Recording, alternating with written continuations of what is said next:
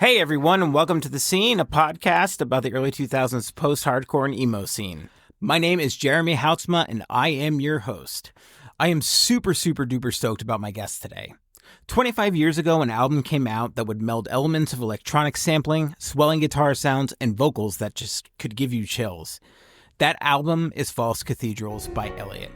My guest today is Chris Higdon, the lead singer for Falling Forward, Elliott and Mirrorless, whose new album is coming out on September 12th on Equal Vision Records. This interview has so much packed into it. From Chris's time in Elliott, what makes False Cathedrals so special, to his upbringing and views on religion, and also his passion for photography. So sit back, listen, and let me welcome you to the scene.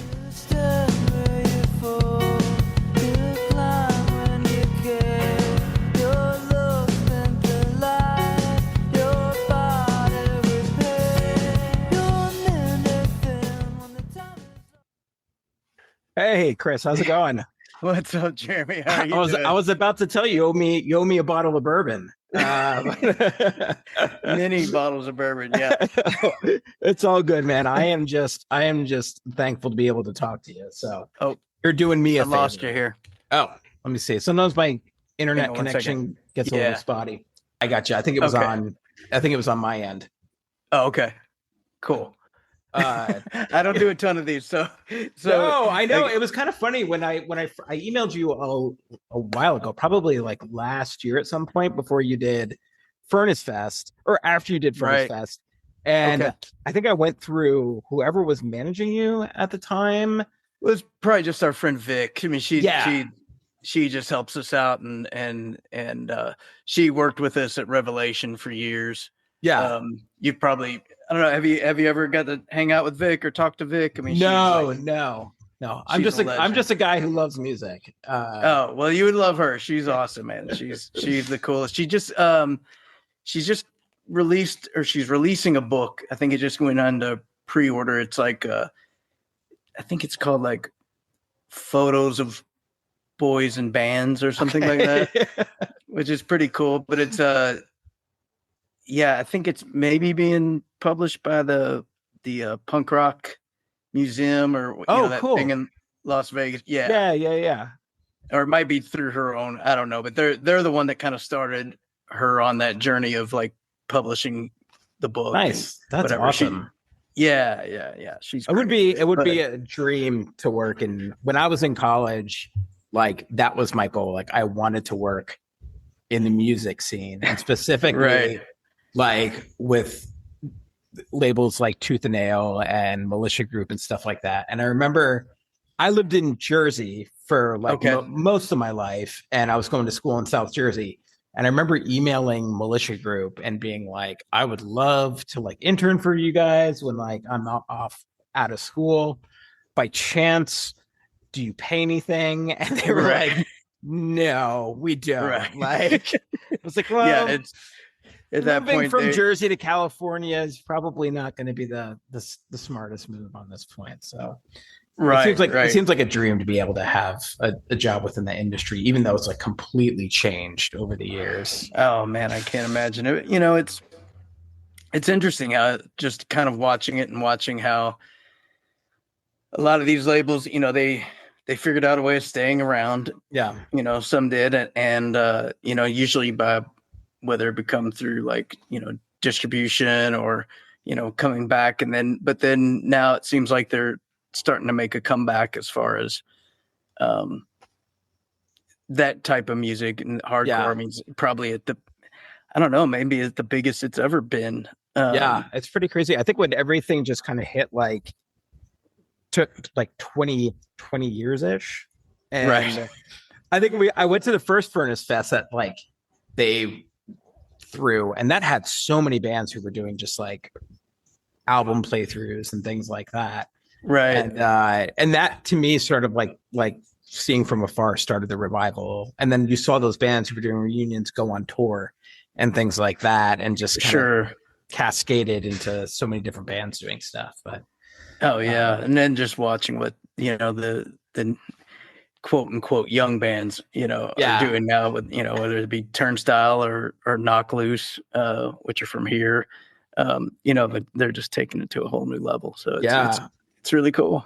I think how like Turnstile just got nominated for something, or just like it's funny because that same Furnace Fest too, I had no idea who Turnstile was, and my friend was like, "Have you seen the Turnstile table? There's like a line around, like just to get merchandise." And I was like, "Who are these people? I have no idea who they are." Well, people would turn me on to it. I was in a band called Frontiers, and Matt Weeder turned me on. He was like, "Yeah, you need to listen to, you're gonna like Turnstile, you're gonna like Drug Church, you're gonna like."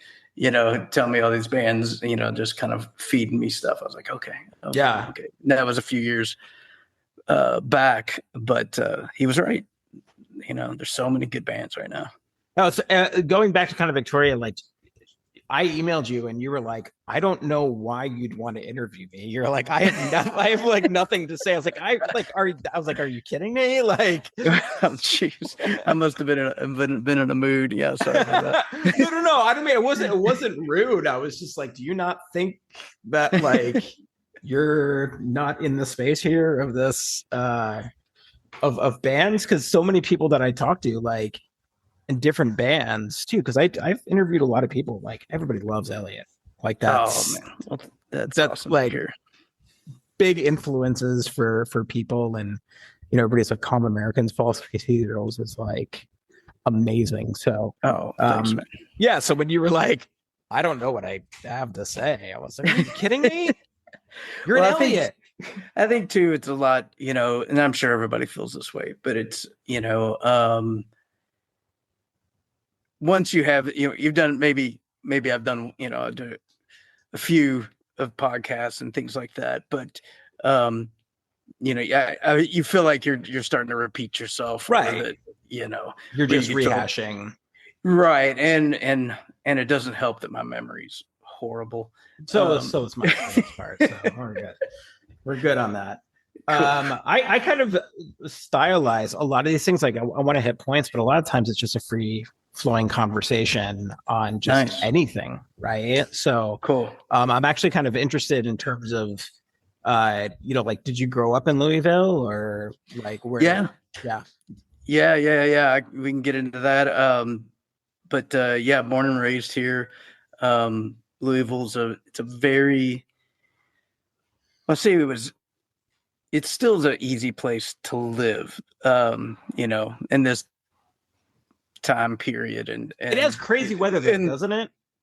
It does. I mean, we get the worst summers, and that's why when we were on tour, I would always prefer to get out of here during the summer. Yeah. Because they're humid and they're just awful. Now that Jay and Kevin live in California, they're like, and especially Jay, because he's been here for a long time, and I don't mean to talk for him, but he was just like, why do you do this to yourself? Why, you can move. I don't know. It sounds like, so I listen to a podcast, and one of the hosts is from Louisville, and it's an old like wrestling podcast, and I don't even watch wrestling anymore, but I just enjoy listening to the podcast. Yeah, is it Tyler? No, it's Jim Cornette, who's a very like polarizing figure. But very just wrestling. Yes. Yeah. No music involved there. Yeah, it's mostly wrestling, but he's a huge historian, and he lives in Louisville, and so he'll just be like, I was out yesterday, like there was a tornado that was supposed to come through, and like stuff. He's always talking about how crazy the weather is and all this stuff. So I just we assume being in the valley, in the Ohio Valley, we do get a lot of things tend to get stuck here. Right. So then they come in, and then they just kind of lay in, or they'll just hit the river and they'll bypass the city altogether. I don't know if it's thermodynamics or what the situation is. Is it technically Tornado Alley or no? No, we're not quite that flat, at least. But we've I was actually, I think I was about 3 maybe weeks old when the we had a big tornado in 74. Oh, really? And I was just born. I just got back from the hospital. Had this kind of odd living situation, I guess, where I lived with my parents lived with a priest. Okay. That my dad was a teacher, a very young teacher. He started teaching as soon as he graduated college, back to the high school that he graduated from. Yeah. So 4 years later, he's teaching seniors, senior English at the high school he used to go to. And but anyway, it was a Catholic school, and he wasn't making any money. So, but the priest let him live in their house. So I was in a basement in this old Victorian house, and when that huge tornado hit back in 74. Did that living arrangement last long? I don't know exactly, but I think it was, they were there for a year or two, before he got up enough money to move somewhere else, an apartment somewhere. Was your dad like a teacher for a really long time? Or did he? He taught for over 40 years. Always taught. That's crazy. And worked at the newspaper. So he was always just hustling, just always, he'd get up and he was gone at, he'd get up and, was at school by 7 or whatever, and didn't get home until, 9 or 10 every night. What did he teach? So English was his specialty. Yeah. Yeah. Which did you have him as a teacher? No, I didn't. I ended up going, once I went to high school, I went to a public school here in So he taught for Catholic He school. taught majority private school, Catholic school. Okay. Gotcha. Yeah. Did you particularly grow up Catholic, or was that? Yeah, I grew up like K through 8th. I went to a Catholic school my whole life, until high school.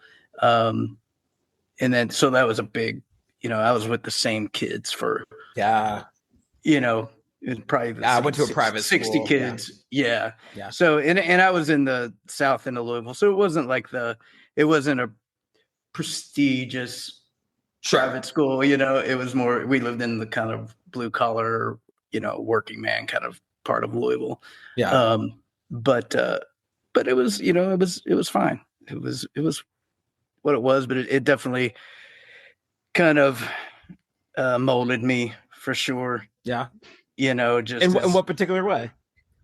It maybe just gave me the outlook on organized religions and things like that. I just came away from it. I think some people do. Some people completely are enamored with it and take for the. I found a lot of hypocrisy with it, and just seeing how, whether it be how the priest lives compared to how the nuns lived, and just kind of all the strangeness of, that went on. I mean, I obviously, like, and I feel like I've maybe talked about this before, or at least feel it. It's, the art, the culture, the things that were always around it, were fascinating to me. Yeah. But everything else was kind of, I just didn't catch it. Yeah, that makes sense. So I mean, like, did you grow up, like, were your parents into music and stuff like that, or was that something? My parents are the super supportive. They're my mom, thinks I created, vegetarianism and, chugga chugga, E chords, and it's so they're very supportive and very kind, proud, and parents, but not music. Definitely, like, playing music all the time. Sure. Radio's always on. If there's chores around the house, the stereo's cranked. But it might have been John Denver, or it might have been Men at Work, or but no, they were definitely into music, but we didn't have a lot of instruments or anything like that around the house. Well, it's sort of interesting to me, like, when you talking about religion, because I grew up in a household where we weren't Catholic, but I mean, Mhm. I think the best way that you could probably describe it was like evangelical Christianity. And Right. we just were not allowed to listen to very much that Right. wasn't like Christian music. My dad listened to like the Beach Boys and like the Four Seasons and like all that kind of Motown stuff, which we grew up Yeah. on and we really loved. But anything outside of that was kind of like, we got to look at the lyrics or, you know, type of thing. And Right. like my entryway was mostly through my older brother who would sneak stuff in, you know, whether Okay. that was like, I don't know, Naughty by Nature, or you know, kind of getting into rap or like Green Day or those different types of things. But Yeah. it's like that's what I grew up with. And when somebody says like, you know, like there was a religious aspect, but music was kind of free flowing, it's almost kind of like a foreign thing to me. Right. In that sense. Like I was, so as a young age, so my school was right next to a shopping center. And Okay. so if I got any kind of a little bit of extra money or whatever, I would walk over and I don't know if you grew up around Woolworths. It was No, like it just a kind of chain, like store. Sam Goody, like that was Yeah, this was kind of more like a Kmart or okay. but they did have at that time, this was probably 1980, 81. You could go and buy singles, 45s. Yeah.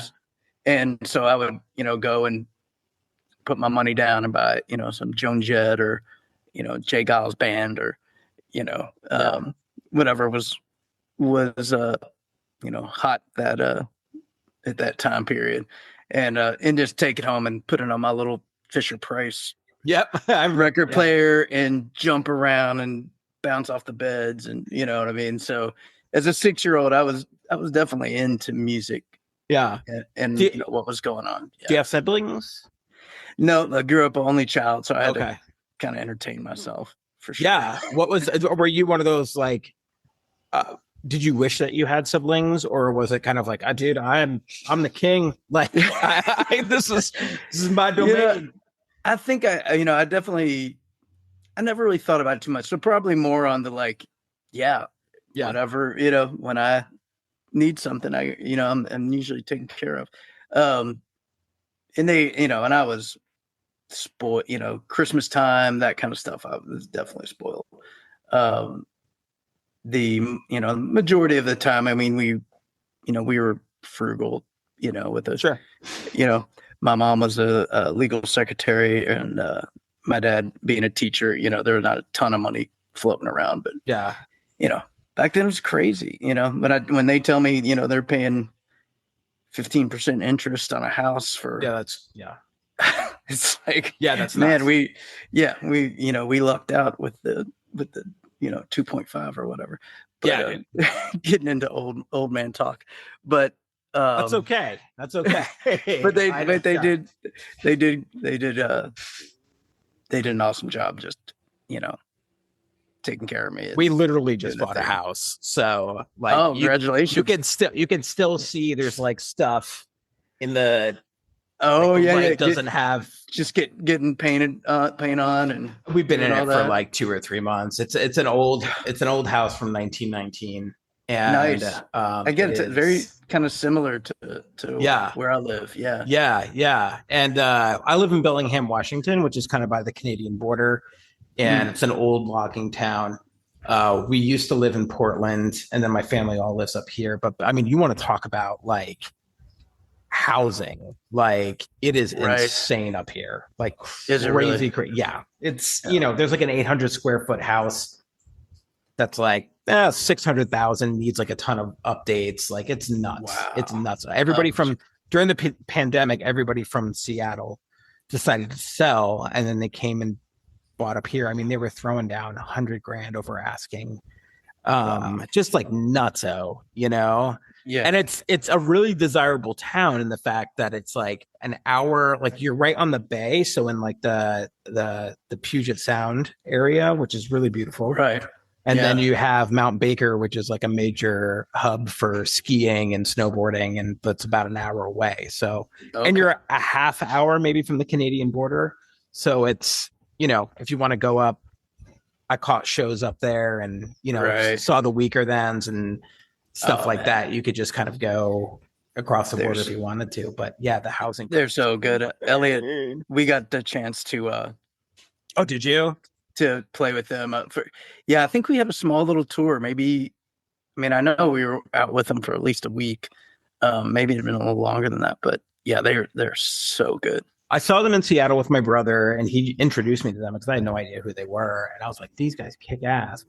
And I love John K. Sampson, his like lyrical work. Oh, it's amazing, phenomenal. Yeah, yeah. So he does the solo stuff. Yeah, I need to check that out. Yeah, I had recently just heard, about it, and I should have just been paying attention. He's just like his ability to storytell within a song, about like I think one of his songs was sort of like it's called My Little Ampersand, and it's about a teacher who falls in love with a principal. And he was like, I don't know, it's kind of based on like Edna Krabappel and Principal Skinner in The Simpsons, but that's hilarious. But he's amazing. No, I remember hearing them for the first time, and outside of we would see them, and then I'd go back and listen to the CD in the van or whatever. It was just like, man, how do you write these lyrics? Yeah, they're crazy. He's amazing. He's a poet for sure. And I think it's really cool them coming from John K. Sampson played for Propagandhi, I think, right? And they kind of have some of those roots, Oh yeah, like the punk element, but then they were Elliott got to play with so many cool bands, whether it was 6 Going on 7 or Hot Water Music, Hank Shaw, Liars Academy, like all these younger bands and bands that are coming up, and then bands kind of you're talking Tooth and Nail, I think, like Further Seems Forever. I saw you guys on that tour. That was did you see that? Yeah. It was awesome. They were they were the young bucks, but they had the crowd. So so they were helping us out. We were there. Like that was like a tour that we couldn't miss because like a lot of my friends, especially who run the music program, and I myself, we were like, okay, First Seems Forever and Elliott, like that is like it should be more than we could ask, more than we could ask for. And I remember my friend Joe, right when you guys were setting up, was just like yelling at the time. He's like, "I love you, Elliott," and I was like, his name isn't Elliott, right? That's the name of the band. What's the name of the band? That's funny. Type of thing. Well, I've got the worst hardcore name, and where did that name come from? Chris Elliott would be my hardcore name, and that's just that's already taken. So, but yeah, the name actually was a friend of mine. She had 2 kids, Elliott and Nixon, and Elliott was, or Nixon was already a band. So okay, so we're like, and we had this long list, and I just come from visiting her and them, and I was just like, I just threw the name out, and they're like, "Oh, why don't we do that?" And that was kind of cool. Yeah, and that was kind of that was a little bit before all the named bands, normal names for a band kind of thing. I'm sure there was plenty, but we didn't, being in Louisville, we didn't think there were a ton of them. So yeah, when you were growing up, did Louisville have like a good hardcore scene, or like what was the scene like for you? Yeah, we had it was amazing. And it is amazing. There's still, shows. I wouldn't say like, I felt like it was almost weekly. It was, you could go to a show every weekend and maybe twice a weekend and, go to a show and there was going to be at least, it got to the point where it was at least 200 to 500 kids at every show. That's crazy. It was wild. So it was awesome, but it was, we had, the big influence on me was band Endpoint. Mm-hmm. They were a hardcore band. They were on first on Conversion and then on Doghouse. And and then band called King Horse, Crane, Sunspring. I mean, just all these great bands, and then younger bands that were more on my age, or even younger. There was a band I loved called Undermine, and I remember, back when you're young, if you're 16, a 14-year-old is like a baby, right? Yeah. And the lead singer was 14, and I was like, oh my gosh, can I even like this band? right. Like, but he was so much, more mature and like, than I ever was. He was just, but they were an awesome band. And then they became, well, he went on and sang for a band called Evergreen, which I know there's also a East Coast Evergreen, but this is the Louisville Evergreen. And they were amazing. There's two different kind of versions of that band. They're both great. First singer was Dave Pollard, and then Sean McLaughlin was the singer for the second half. And they were like, you should listen to them. They're I think Temporary Residents put out that re-release. Okay. He did a bunch of re-releases. He re-released the Falling Forward stuff, but he's re-released Crane, which is like probably one of my top 10 bands, and probably top 3 bands from Louisville. And then Evergreen, and they kind of sound like if Fugazi had like Mick Jagger singing for them or something. But they're so good. I mean, how does a Catholic kid from Louisville get into hardcore and that type of music? Well, probably the same way a lot of kids did skateboarding. Yeah. And then I would go. My buddy turned me on. His name's Matt Lozier. He turned me on to the local scene. Okay. But I was already going. You know how you went? Mom would drop me off at a record store, and I would just pick out whatever looked weird or had a name. So like I think my first like punk stuff was obviously like the Misfits, because it had skulls on the cover. Yeah. And then the Hard-Ons, because it was just an inappropriate name. So that was kind of my entry of just like, okay, I'm just going to pick whatever's odd looking. Yeah. If it had puss head, graphics on it or something, and, I would buy that. And then my friend Matt turned me on. He gave me a tape, and on one side it was In Point, and the other side was Black Flag. And I was like, okay, but I didn't know which. I think maybe it was written on the outside of the case, and so I didn't know which side was who. Yeah. So yeah. And he was like, well, listen to this. We're gonna go to a show, Friday, whatever. Yeah. So I was listening to Black Flag the whole time, thinking it was In Point. Right? So not that I was disappointed, but I was like, oh, I listened to the wrong side. Yeah. But then once I went to the show, it was just kind of like, it just clicked. It was literally like, oh, I can be a part of something. I don't have to drink and get, effed up. And like, people think these guys are cool. Yeah. And they're not, doing that stuff. So I was like, oh, well, this is for me.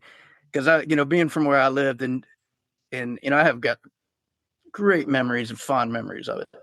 But I should have ended up just being, the kid with the Camaro, smoking, and in the parking lot. Marlboro Reds, yeah. Yeah, I ended up just being the kid in the parking lot hanging out with like a VW Bug instead of the Camaro, Yeah, because I was going to say there must have been something about the music, but it sounds to me that the community aspect of it for you was huge, and just the live energy that came from these bands, because you could have been drawn to any sort of type of music, but there was something specific. I mean, and we were right in that era of like,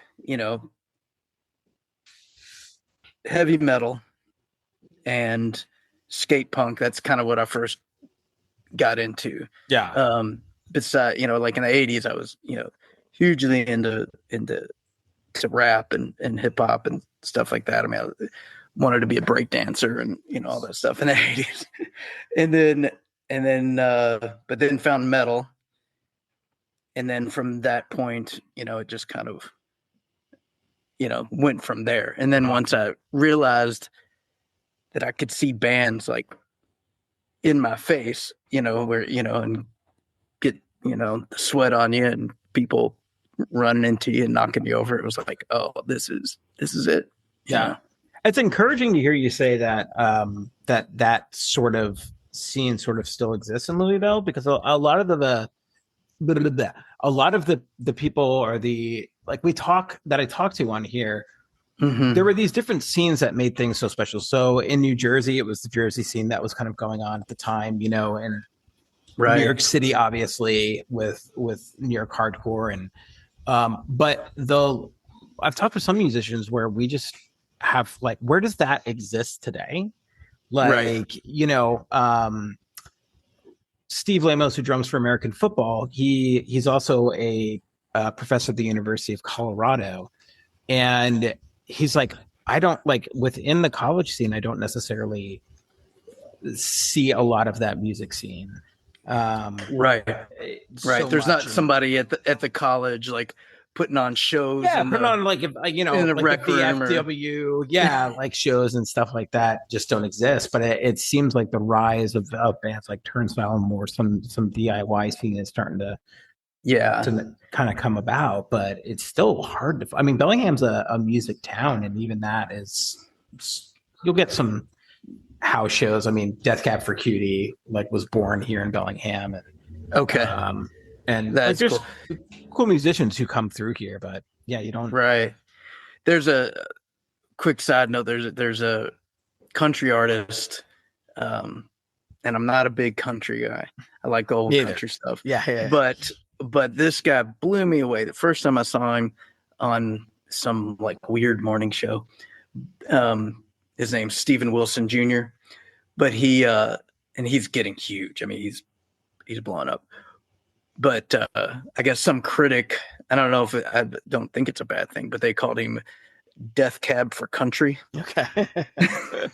and so he made I hope I don't think he'd get in trouble for it, but he just made shirts that say Death Cab for Country on the front of it. I mean, Chris Wildman and Ben Gibbard, they seem like nice guys. I don't think they would be like, fuck you, man. Right. Yeah. I think they'd find it. And once they saw him, they'd be like, oh, come on. Will you come on tour with us or vice versa? I mean, he's outstanding. Just kind of old, to me, sounds like old country. Yeah. Kind of when he plays by himself with acoustic, and then he's got this slide guitar guy that makes it almost like Radiohead at times. Yeah. Because he has all these effects and stuff. It's just like really awesome. But sorry, but the scenes, it's I think, I mean, we still, it's hard, and that's the thing. It's not really for us, right? We're in our I'm in my 50s now. Yeah, my 40s. But it exists, But I think it's, and we've got some really. There's a place called I think it's called a Camp Spaceman. Is like an all-age small venue that is going on here right now. And then we have our bars and they're getting, I think it just has to do with insurance. They just have to pay the insurance, but if they pay the insurance, they can do all-age shows at these bars. So we, there's a bunch of little places, but Louisville's had its, there's generations, and it's like there was like the one that I came out of, and then I feel like I honestly I feel like it myself and Elliott as the band, but we kind of let Louisville down because we just started focusing so much on out of the state, and only because we would do some stuff here, but it just like. It wasn't feeling the same as the shows that we were part of back in the day. And then, so was that our fault? Was that, just the wave of the way things went, or whatnot. It's hard to say. Yeah, I mean, it depends on what bands that were creating that culture as well. Like if there's not a too big of a scene, of course you'd want to branch out, spread out. But but that's what we did. We focused, kind of elsewhere. But then there was a generation after that really started picking up again and going. And there was always bands. I'm sure someone's listening and being like, my band, it was a great scene. Just because you weren't in it, I just didn't know about it. But it's continuing. I think it's out there, and I think it's going to come back, if that makes sense. Like it's there already. It's going to be huge, but then you're going to have bands that kind of go against that, and they're going to do the shows themselves. They're going to do the VFW, halls, and they're going to do that stuff. I think it's kind of this, kind of parallels what is going on with, hopefully because of AI and all this other stuff. I really think that there's going to be a movement of just like, you're almost going to have to prove that it's real. Yeah. You know what I mean? Oh yeah. And people are going to want that, and it's and they're going to pay a premium for it. And I don't mean monetarily, but they're going to go out of their way. Yeah. So I'm kind of curious, like based on, to me, there's a huge glut of music, which isn't a bad thing, but just like in terms of like, anybody can put stuff on Spotify or SoundCloud, and there's so many ways of making music now, and the marketing and everything like that has changed. For you, just kind of bringing it back to Elliott, what's the difference now in terms of like, how do you think Elliott would operate themselves now versus back then in terms of getting music out? Right. Man, that's the thing is even what I've found. So I've got 2 kids, and I've got a 15-year-old and a 11-year-old, and the 15-year-old will make music, and they'll immediately put it out, and it's on Bandcamp, and they'll work on something for 3 or 4 days, and then immediately it's out there. Right. And I'm like, man, this is cool. Yeah. It gets, it may get all mixed in, and he may get lost, they're not really looking to blow up, promote, or they're not promoting or doing a lot of, all the things you need to do to let people know it's out there. Yeah. But it's out there, and that's, I think that's cool. I think, we're kind of into the world of singles, I guess, like, which is weird. Like, I don't, our idea was always, and I would hope we wouldn't change that, of trying to write an actual album. Yeah. Something cohesive, and something that would, tell a whole story from point A to Z or whatever. But now I think things get cut up a little bit more. Sure. And I don't know if we'd fall into that crack or not. But I mean, how relevant are labels at this point? Well, when you've got our mindset, they're very relevant, because I just don't know. I mean, I guess we could. I mean, I have there is an Elliott Shopify, but people only find it because they accidentally find it. Yeah. Like I've never announced it. I guess I am now.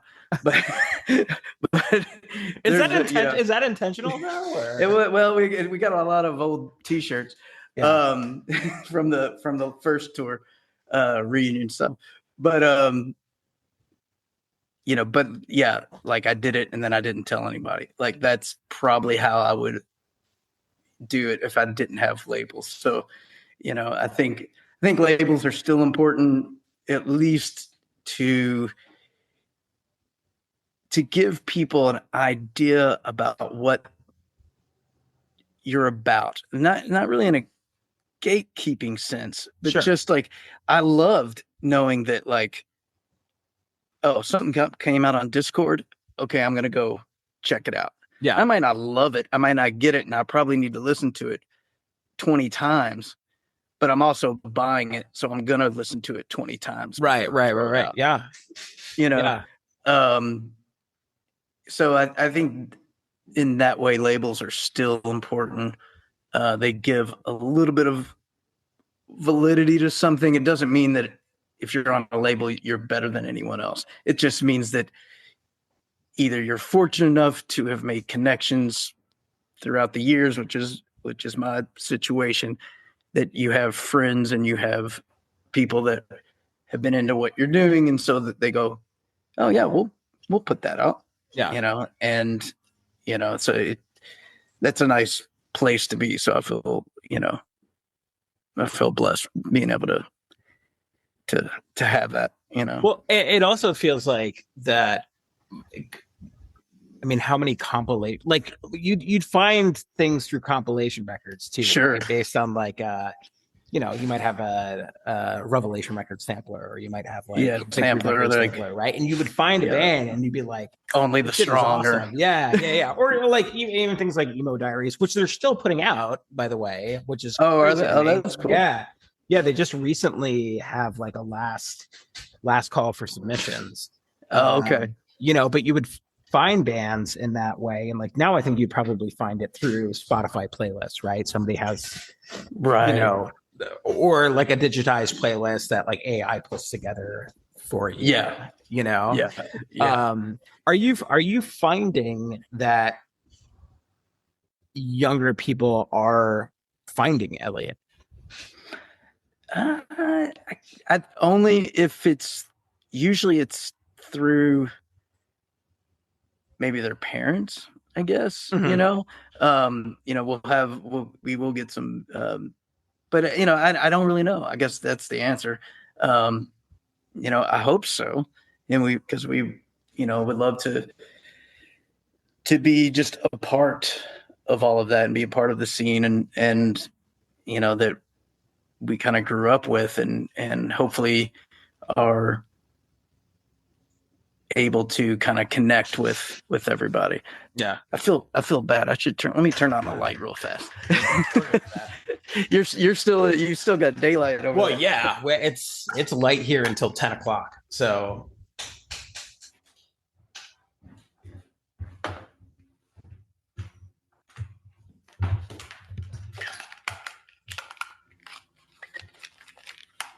it stays light till 10. No, it's fine. It stays light till about 10 o'clock here.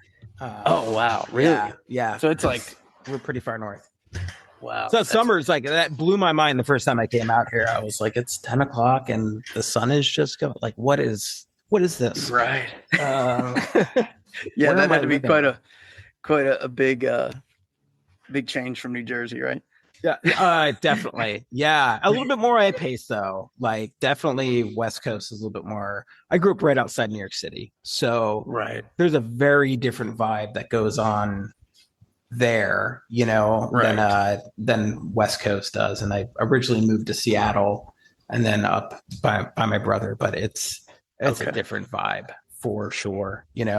I've kind of been a little bit all over. Like I went to school in Oklahoma. I went to a religious school there, and actually that's where I met like most of the quote unquote scene people was at this Christian college, because like all there was to do, we weren't drinking, we weren't doing anything, and like all we would do is like go to shows, whether that was like, the local Tulsa scene or Just man, I forget where we went to go see you guys.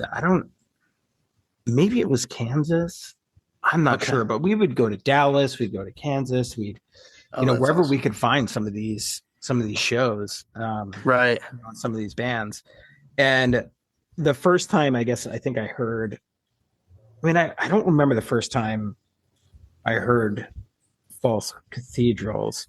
I did get like nabbed by a guy at a music store for like taking down a Elliott False Cathedrals like promo poster. Oh And I yeah, was yeah. like secretly trying to get it off, and the guy was like, "Just take it, dude." And I was like, "It's like, all right, okay."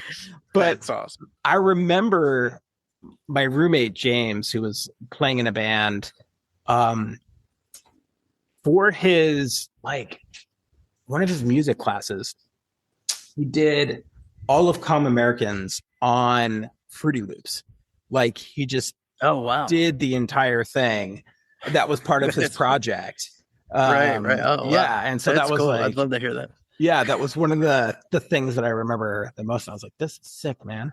But that, like that was kind of sort of my introduction to Elliott. And like I am sorry, Chris, we do have to talk about some Elliott history and things Sure. like that. No, I'd love to. Love to.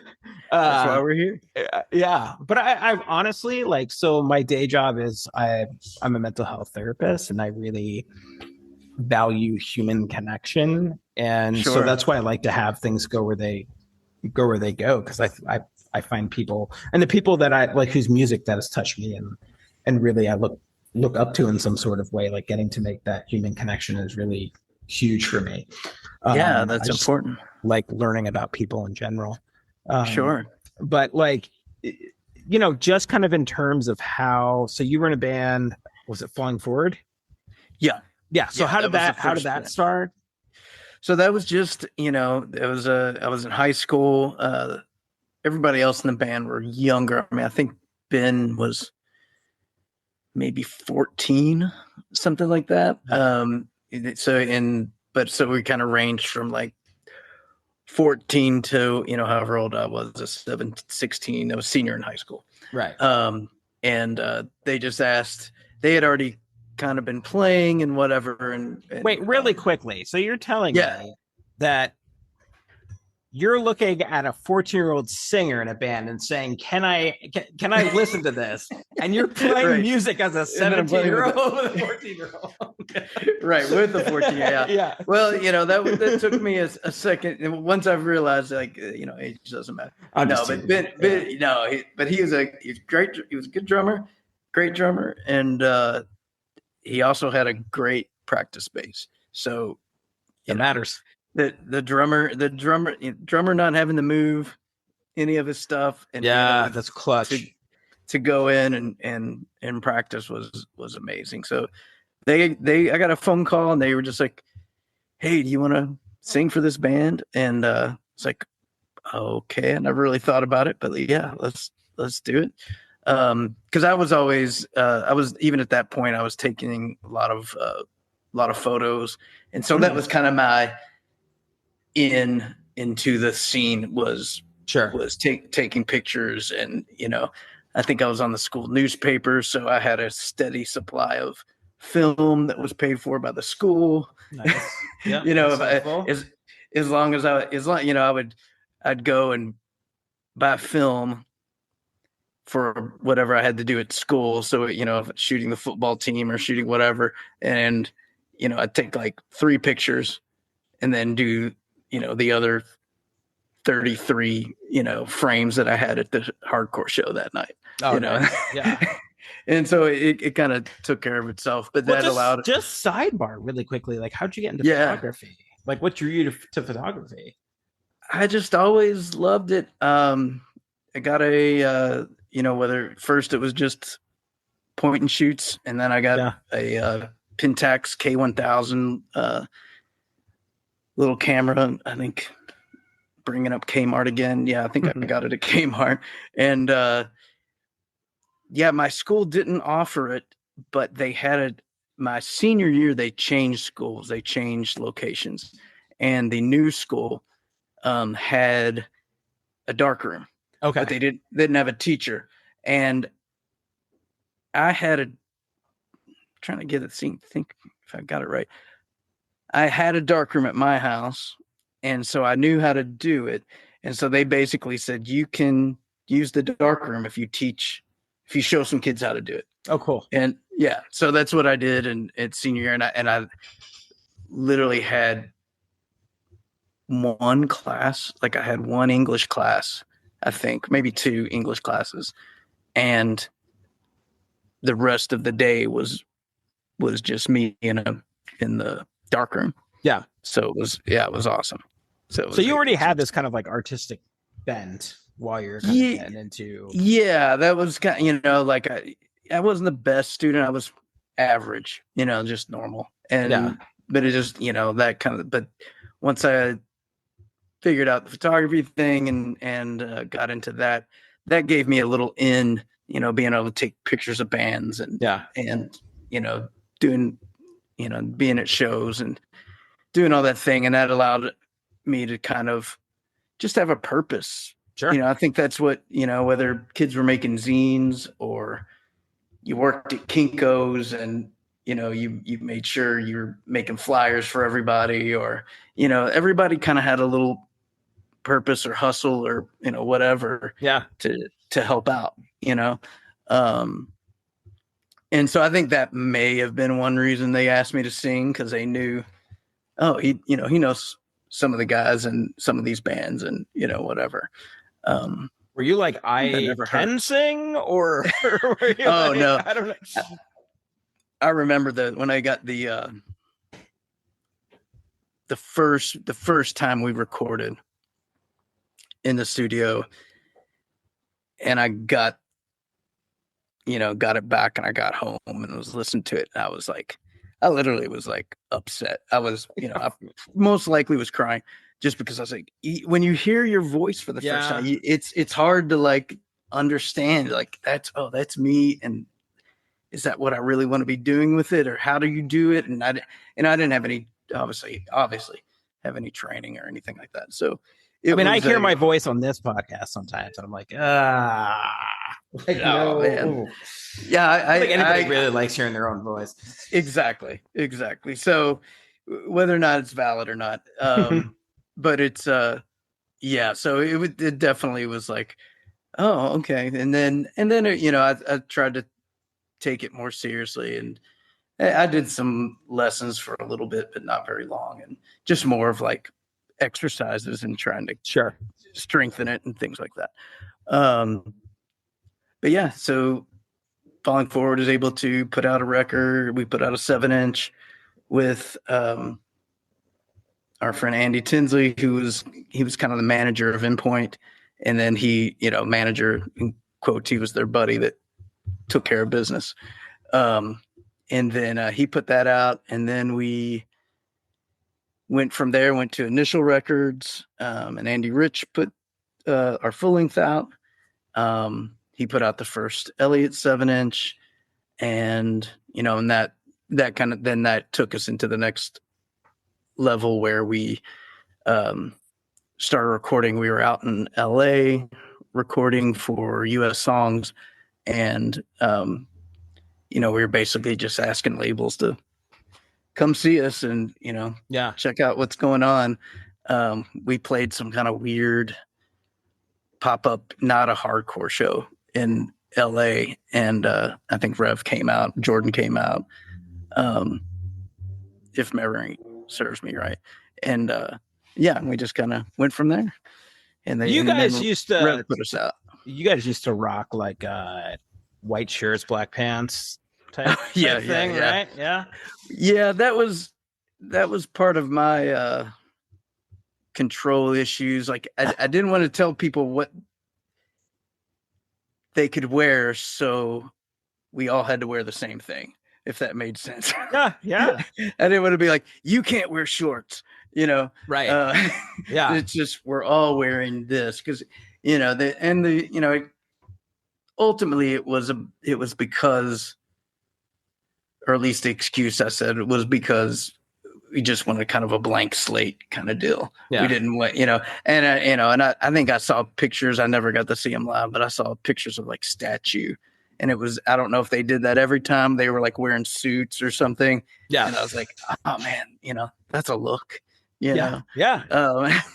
So man, one of my guitar players at one time, like straight came to a show from his in his uniform from Firestone, and I was like, oh my dudes, like, and this is like a hardcore like punk, shit. right. Like, if it was DC hardcore, we're really good. If you could just look the part, like we might have a thing going. But like he was so talented. But right.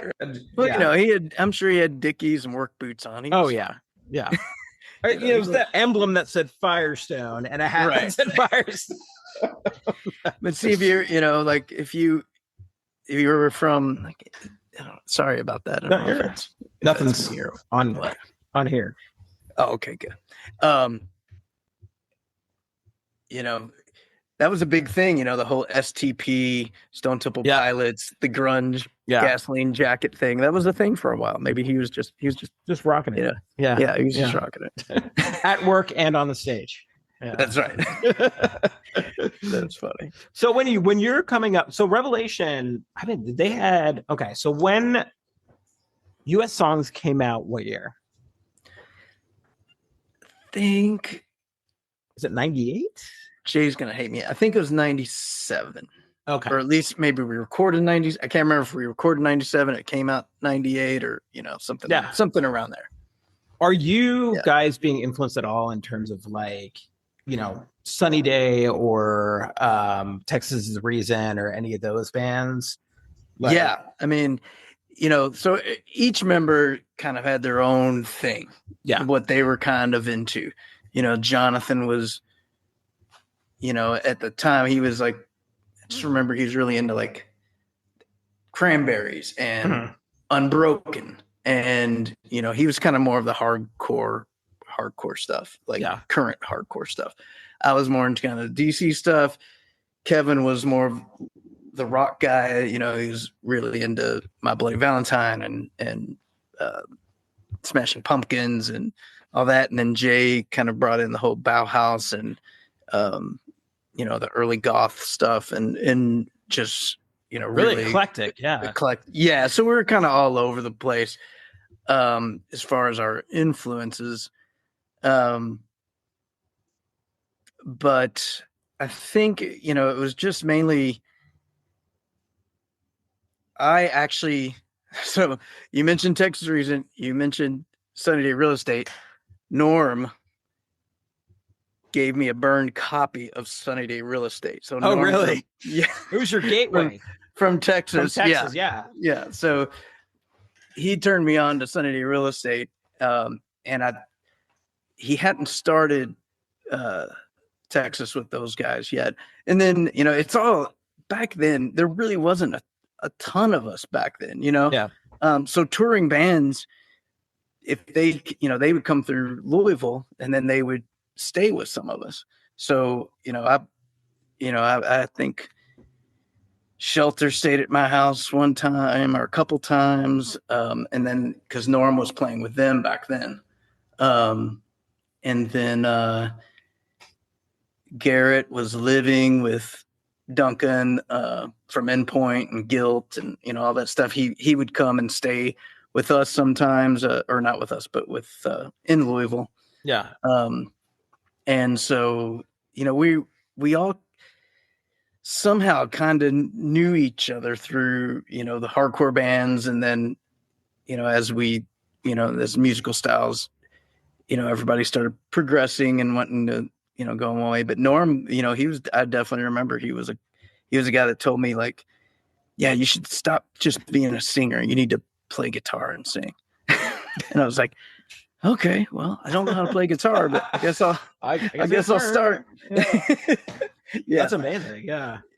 And then once Falling Forward broke up, that's when I was like, oh, I really do need to learn how to play guitar, because I don't want to be completely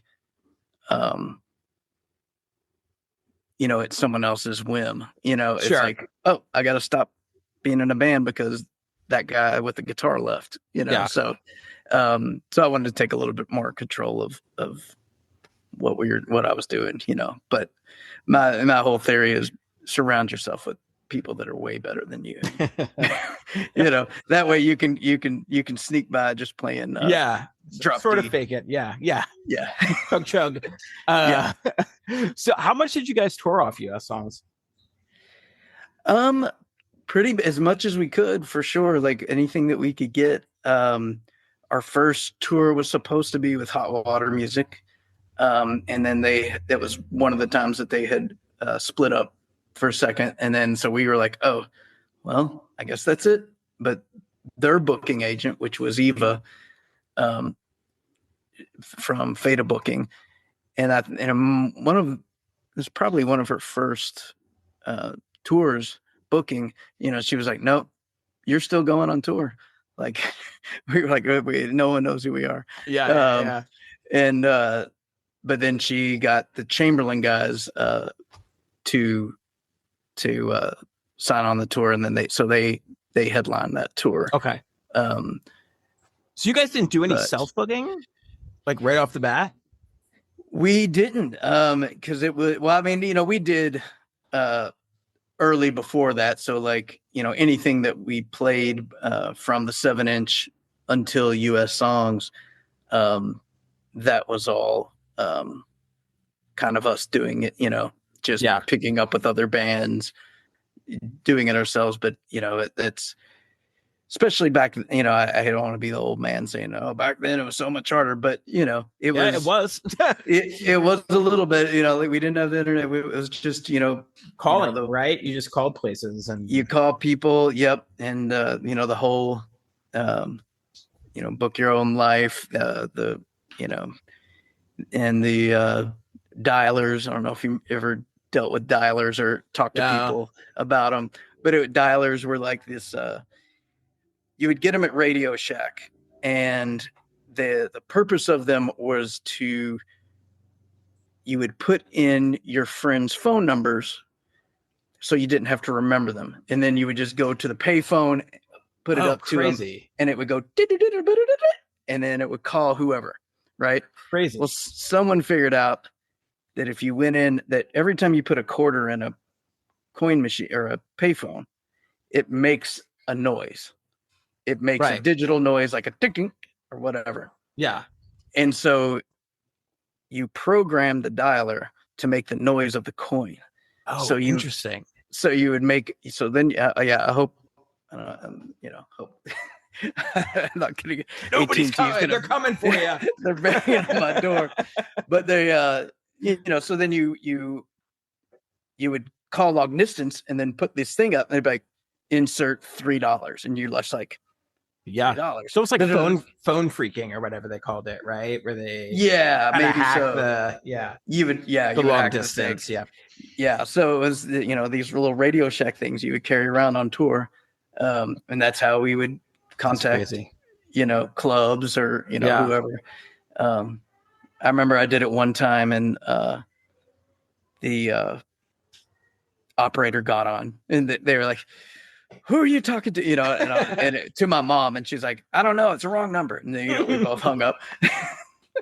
So it's so that was a good time. So we did a little bit of our own booking at the beginning, and definitely Falling Forward did too, but it was, somewhat to our demise, because we ended up breaking up. Falling Forward broke up in Florida. I just remember we were in a parking lot of some sort, and just sitting there, and two of the guys were like, we get home, we're gone. And we're like, okay, all right. Yeah. Well, why don't we go home then? But no, it was all good. But then Eva took over, and so that made life a lot easier. Yeah. It's I was talking to somebody, I don't know if you know the band 238, but yeah. One of they were on Tooth and Nail, and Chris Staples, and Jake, the bass player I was talking to, and he was like, I was like, how did you know it was time for you to to go home or whatever and be done with the band. And he was talking about how, they were in some major fight or something like that after a show, and they went into their van, and he's like, no joke, like the car in front, like I forget exactly what he said, but like the car in front of us exploded like out of thin air.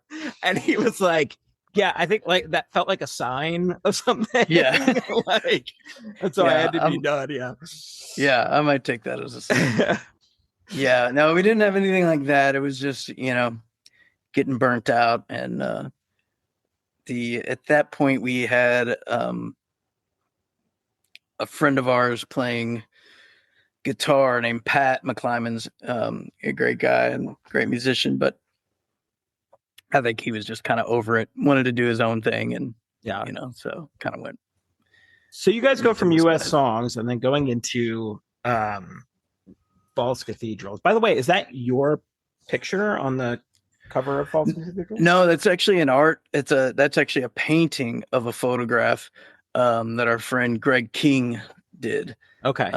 And awesome artist and documentarian, still doing films and stuff like that and artwork. But that was one of his paintings, and that's actually I guess the original Chicago Bulls arena. Oh, really? Yeah. So that's I could never tell what it was. I was just like, right. Yeah. And that's his title to his painting. So False Cathedrals is his title. And when I saw it, I was awesome. Just like, oh, that's it. Like, yeah, that's everything. And he wanted to make sure that we weren't being sacrilegious or in any way like trying to evoke some negative connotations to church or anything like that. And that wasn't really our goal. I definitely have some hesitation to organize religion, but it's not my intent to judge people for that, as long as no harm is done. Right. I think I could go on about, mega churches and things like that, but I think small churches in their community doing what churches should do, we'd probably be doing pretty well. Yeah. These mega churches where it separates everybody into, usually the high end rich areas, right. They're no longer taking care of, I'm sure people are taking care of it, I don't think it just seems different. I don't think you have to be safe on this podcast, just so you know. Okay. Well, I don't want to I believe that there can be a positive I live it, man. I think there was a church that I'm still kind of involved in my faith, and a church that my brother helped start off was just, kind of broke off from another church and kind of started in somebody's backyard. That was just kind of like, how do we do this thing? Like, how do we live like Christ in the community? And like, we don't have it figured out. So like, how about we all just say we don't have it figured out, and we can kind of live as authentically as we can and help the community. Right. So like being somebody who went to a mega church university that was like full prosperity gospel, type of thing, to going to like, I don't know what I believe, and then having a church that was like, we are okay with you asking really hard questions, and being in a community like that. I just remember like Matt, who was the pastor there and still a good friend, like in church one day he was talking, and I just raised my hand and I was like, I think that thing is kind of bullshit. Like whatever you're like talking about, like I don't agree with that. And he was like, well, let's talk about it. Like, type of thing. And being able to question things and have like an openness, because you're kind of taught in church, like you don't question things. Right. If you question things, you're a doubter, like it's not a safe place.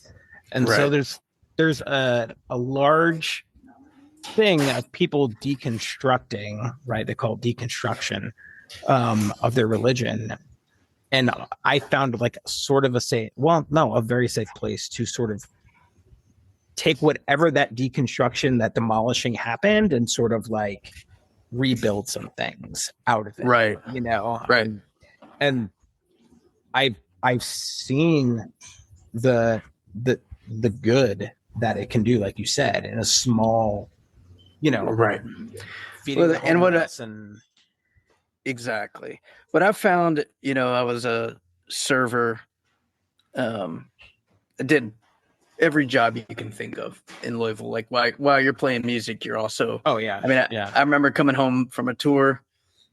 It was a great tour. Great time, and people were coming out of the shows, and then I came home and I served Walter from Quicksand eggs. Nice. he was on tour with, I think, maybe Walking Concert or some band, one of his bands, and Rival Schools, and maybe and I was just I didn't say, I was just like, hey, here's your eggs.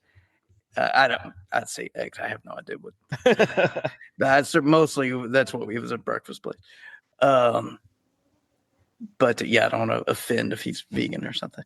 But I would do anything. But to my point, there was a group of young kids, and it was the way they treated each other, the way that they talked in their community within themselves, that once I did find out that they, were Christian, I was like, oh, I had a different take on it because of their positivity, their attitude, the way they treated each other and the way they treated the people around them. And that's what I think, that's what's important. And if it's the religion or if it's the community that's allowing them to be that way or do that, then I'm, I can support that. I mean, but if it comes into hate and it comes into using it to demean people, I don't have any place for that. Yeah, me either. It's like, but it's super interesting because like during the early 2000s, there's a lot of like Tooth and Nail was a Christian label. You had a lot of like Solid State. You had Beloved, which was sort of like a hardcore band. You had Under Oath, who was like unabashedly about their faith and and no longer Zayo and and all Juliana Theory we like toured with quite a bit. First Seems Forever. I mean, those guys were strong arm before, and they were unabashedly like Christian, in a lot of ways. And I would see, and they would, so I think it was Juliana Theory, but we'd be on tour and they go, well, we got to be off, there's a few dates that we have to be off the tour. We're like, oh, okay, what's going on? It's like, oh, we're playing Cornerstone. Yeah. And that's going to take care of us the rest of the year. Right. Yeah. And I was like, hey, go for it. Yeah. Or just even like Furnace Fest, Chad Johnson. Sure. Big Christian, right? Like, and a great guys, great people. Human being. And and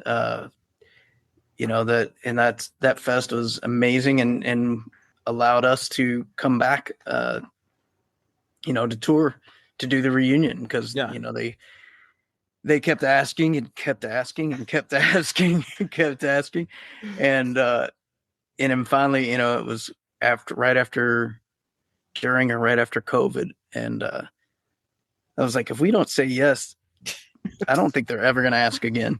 So we should probably do this. And then that allowed us to, do some other shows. And then Alexis on Fire took us out, and that was awesome. Yeah. And kind of introduced us to a whole different scene. So, that was great. But yeah. I mean, I could go on forever, but like the digital aspect, right? So like False Cathedrals had a lot of, obviously, some digital sampling in it, correct? Right? Like, I mean, sampling, and we kind of started out doing only, because Jonathan and Jay very active and very, you know, when we were playing, I mean, they were going off, you know, so we needed a tune between every single song. So it was kind of we just didn't want all that dead time. So Kevin started making these interludes in between every song. And whether it was because we weren't exactly sure how to pull it off or doing whatever, but it was all analog. It was on, we carried around 2 ADAT machines with the first probably year that we were doing it. We were doing it with actual tapes. Oh, wow. And a tape deck. Crazy. And he just push play and start playing with it, you know? And then we moved on to, you know, the ADATs, and I think that's what we used until, like, I don't think we ever, because we just didn't get to the point of, you know, carrying around a laptop or anything like that. I mean, it wasn't quite there yet, or at least for our means, it wasn't there. But yeah, we slowly got into doing a lot more instrumental stuff, interlude stuff, and then playing with sample tracks and things like that. Nothing that we were doing, you know. It was just like if we were putting in strings or piano, we just didn't have the means to bring that along with us, you know. But there's an evolution listening wise from US songs to False Cathedrals. Oh, for sure. Yeah. Like, looking back on that, how did that naturally evolve? Did it naturally evolve? Was it like how did you go to a more atmospheric in some ways? Like, well, I think it was definitely once Jay and Kevin had a stronger influence on the writing. And definitely because Kevin did not write on the first record. He wrote his parts, his drum parts, of course. But he wasn't, you know, actually sitting down with the guitar and writing. And then False Cathedrals, he did. Okay. And Jay obviously as well was writing for all the records for US songs in False Cathedrals before he left. And now he's back, of course. So we've gone full circle. Yeah. But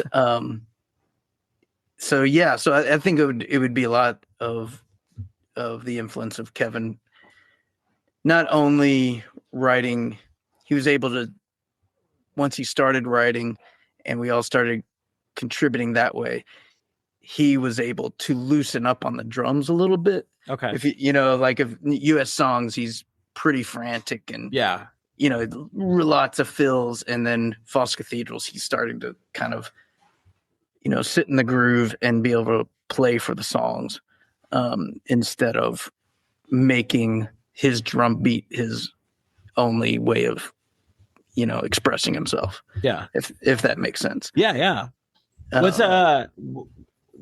How would you guys write a song normally? Like, it would usually be like someone would come in with, you know, a skeleton of something. And it was never like a complete song from my memory. I think that's correct. Yeah. But we would come in and then we would just get in the room together and just start jamming through it. And everybody would kind of put in their own parts. And that's kind of, you know, whether that's, you know, good or bad. I mean, they kind of meander a little bit. You know, I think it's not always your typical, you know, chorus, you know, verse, chorus, bridge, chorus, kind of stuff. But yeah, I think it was just us getting in a room together, someone having some basic ideas, and then we all just collaborate. Yeah. Yeah. So on that record, what is your, I guess, favorite song on that record? On False Cathedrals? Yeah. I really like the imagery and kind of simplistic nature of Blessed by Your Own Ghosts. I think I'm able to kind of zone out a little more than maybe some of the other songs. Sure. Yeah. It's for my part, what I'm playing is fairly simple, and just lyrically, I've made it obtuse enough that I can kind of hit it from different directions, and in my mind what I'm thinking about if I'm doing it.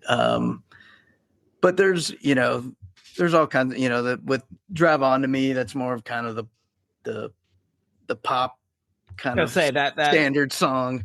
That should have been a larger single in my mind. That should have been hitting all the airwaves. Well, I appreciate it. But yeah, it's, it definitely, like when we wrote it, we're like, oh, that's like a normal song. And at that time, and all the things that, were written about relationships and friendships. Yeah, I was gonna say, like, what was your lyrical basis on, like, for yourself? Definitely personal, but I was trying to make it cryptic enough that I could get away without, because I had with Falling Forward, some of those songs were so personal. Yeah. And having to regurgitate that over and over, night after night, really really started wearing on you. Sure. Yeah. And so with Elliott, I kind of just wanted to make things a little bit, not as obvious, Yeah. And so that way that I could kind of think about other things or communicate in a different way, Yeah, that's what I think is, like, really, really interesting in a sense. I was talking to another singer, and they had based a whole album off of when they were like 19 or 20, off of their father passing away when they were like 16. And He was like, I don't, what people don't really understand was, like, every night I was singing these songs and kind of re-traumatized, like reliving this trauma over and over and over again. Absolutely. Yeah. And like what that must to other people like relate with these songs and blah blah blah. And for him, it was just kind of like, this is taking a toll on me. Like, yeah. I don't. This is not something I can sustainably do. And it. I think that. I don't know. That's not fascinating to me because it's tragic in a way, but a way that a fan doesn't think about. They might love this one song, right? It might suck, like, to play that every night, and kind of, if it's that deep and personal. Yeah, if it's about, even I'll tend to kind of give myself a way out to like if I'm writing about something, one line might be about one relationship in particular, but then 2 lines after is about either someone else or something else. And they all kind of work themselves together, and it makes sense, but it allows me a way of kind of getting in and out of it if I need to, for my own mental health. But then that started from the Falling Forward days, and we had done a song. Sadly, my aunt was killed in a drunk driving accident, and the person, she was doing her job. She was delivering newspapers, and guy was drinking, and it was actually a guy from my high school. And he came over, maybe he had graduated at that point, but he was from the high school, and he came over a hill and hit her from behind, and just a horrible thing. And so that was one of the songs on that record, and redoing that every night that we played, and it was intentional, obviously. Right. I knew what I was doing, but I didn't, just like you were talking about the other singer, I didn't know the kind of toll that would take on me to kind of, revisit that. I don't think you ever all the time. Yeah. I don't think you ever kind of think with forethought about what that's going to be like. Because you need to get it out. Yeah. It's just as important to get it out. It's just, then you have to figure out a way of I hate saying disconnect, but at least guarding yourself a little bit. Right.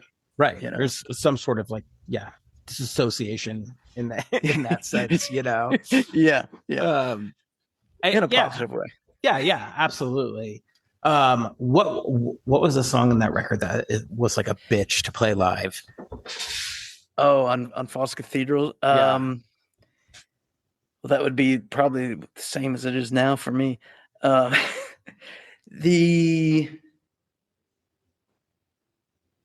Trying to think.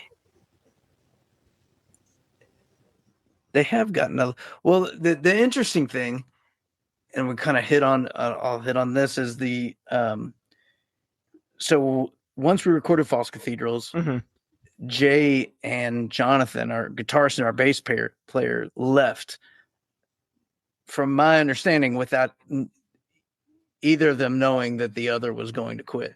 Okay.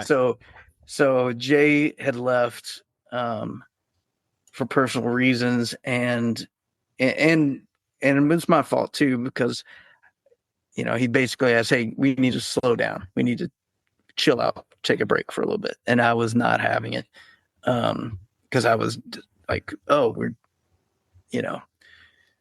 momentum, all full force ahead, momentum. Yeah. We just recorded this record. We've got a European tour. We have this, like, no, like, I've got to keep going."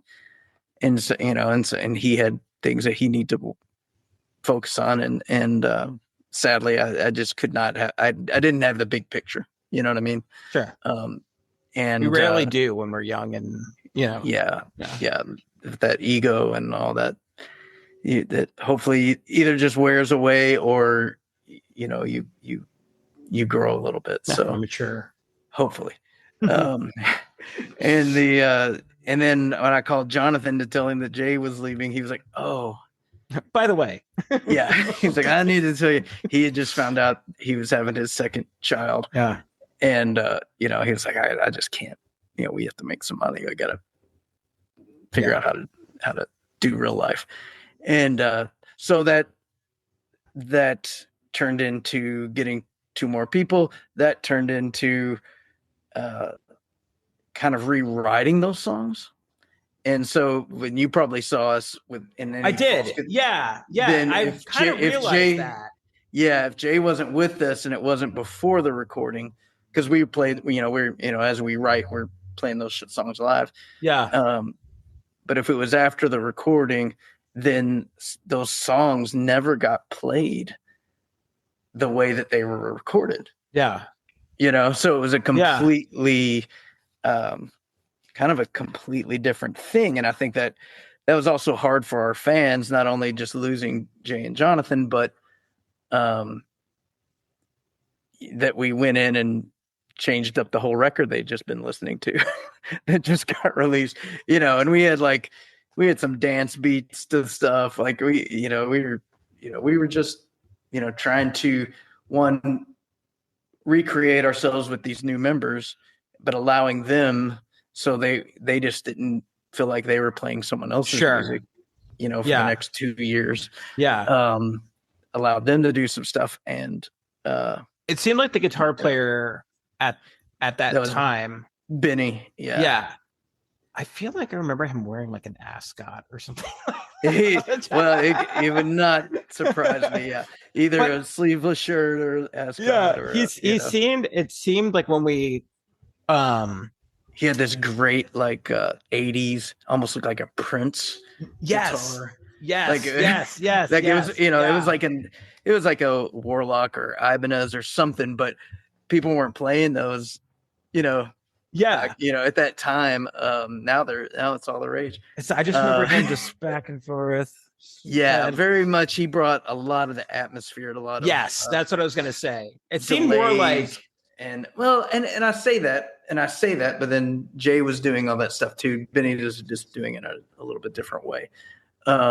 It seemed more of like I could be completely wrong about this. It seemed more of like an improvisation, during the songs in some way. Yeah. I think it was just, he loosely learned our songs, so he could just get up there and put a bunch of whammy and delay and fuzz on stuff, and it just came its own thing. You know what I remember, Chris, is like there must have been you must have been, I'm guessing this is why this was going on, but you would just roll your eyes into the back of your head like every 20 seconds. And I was like you looked like you were demon possessed, but I was right. Like, I was going to ask, is that because you just had a ton of sweat going into your eyes? Probably a little bit. I mean, I don't have anything to soak it all up. Right. I'm a bald guy. But I think too, it's probably just a way of me coping with, whether it be nerves or whatever, and just kind of get, obviously I get into it, and I just kind of try to let the music, if the music takes over, then that's where I'm the best part, but I remember that very distinctly. Yeah. Well, they had a name for me in the band. They call me, Wet Alien Baby, or Screaming Baby Bird, or yeah, they had a lot of nicknames for me. You have from talking, you have a fairly, I would say, I don't want to say baritone, but you have kind of like a bassy kind of voice. How the hell did you get your range up? Well, you have a very unique singing style. That might be a problem. We'll find out. I think as I've aged, it's definitely dropped. But but I can still get up there a little bit. But it's you have a very unique singing style. It's awesome.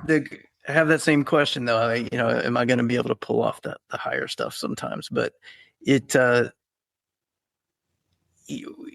think it comes from just not knowing what I was doing, and just always pushing, being at the top of my range. Yeah. Almost all the time. And not understanding music theory or keys, or knowing that we could drop things down, but and then I could sing in a more normal, natural voice. But it was important. I didn't want to really do a nasally kind of thing, and hopefully I didn't. But I don't think you did. No. But and that's a legitimate sound, and lots of bands do it. But I think too it is a lot to do with age. Hopefully I don't get up there and do a Vince Neil on everybody. But well, I mean, you played 2 or 3 years ago at Furnace Fest? Yeah, 2 years. Well, yeah. How'd that go? It was good. I mean, I felt like it was good. I mean, that's not for me to say, but we got through it, and enjoyed it, and got to play with great people, and the Alexis on Fire shows that we got to do were amazing. I mean, I would have never gotten to play those kind of venues, on our own. And Dallas was such a sweetheart, and all those guys were amazing, and they're all doing crazy cool stuff.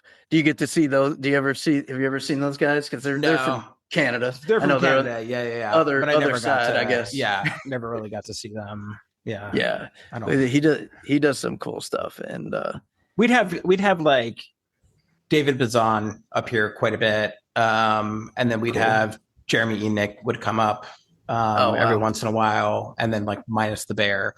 Nice, because I mean Bellingham's a college town too, so there's plenty of, but they're all Seattleites, right? So it's an hour and a half drive from Seattle, so it was a stopping point on that way. Yeah, I was in the band Frontiers. I did. We had a friend, Eagle Barber, and he was from Seattle. Yeah. So he played with us on a record, and he was in a band called Stay Gold. I don't know if you remember that sounds familiar. I'm not 100% sure.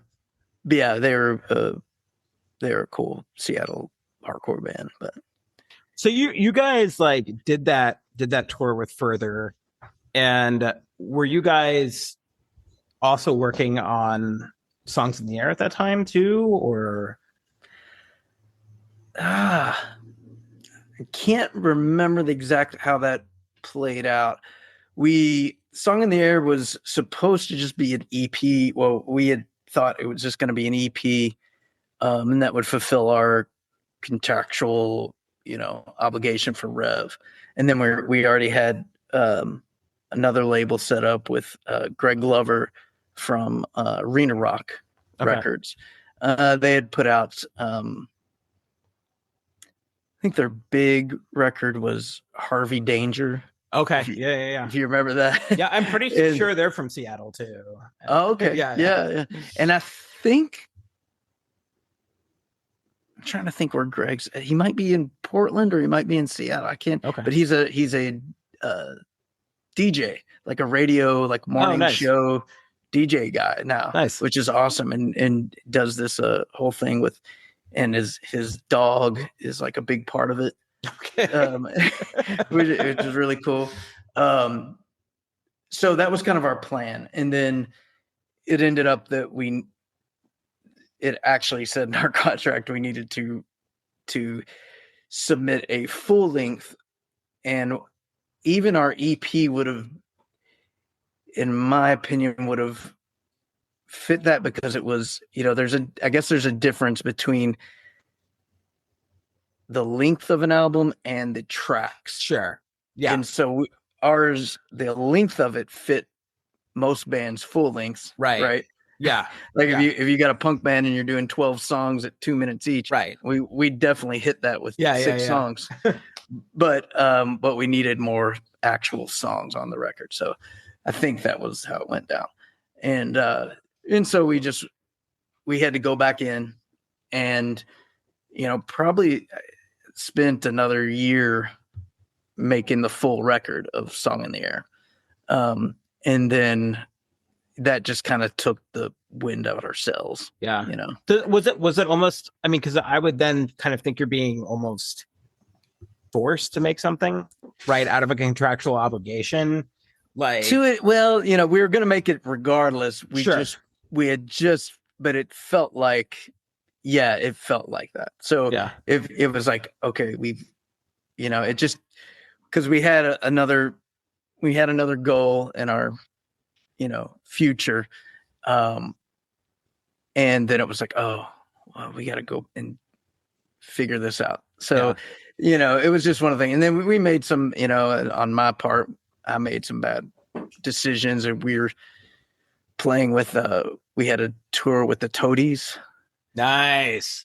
My brother and I were just talking about that. The other day, like he went to go see them, like, or maybe we were thinking Toad the Wet Sprocket. There's two. Oh, okay. Yeah, there's a different one. Yeah. In similar vein. Yeah.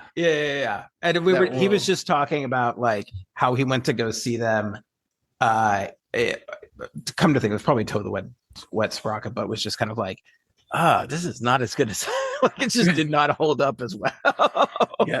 Well, they were a great band, and it was a little bit of, it was just it wasn't a misunderstanding, but just the way that it all sussed out was, we walked into this, big place. I mean, they weren't quite a nostalgia band at that point, but they had that big hit. Yeah. And then years later, we were playing with them, and it probably just wasn't the right fit, but they wanted us to change. We were playing right before them, and they wanted us to open the show, which I would have totally been fine with. But the way that they did it is their manager was talking to our booking agent, and I'm looking at him, but he's talking to her on the phone, and she's talking to me, and he won't make eye contact with me. And he's like, tell them, they need to open, because the other band gets a better response or whatever. And this other band was like, lift up your shirts, that kind of band. Just gross. And so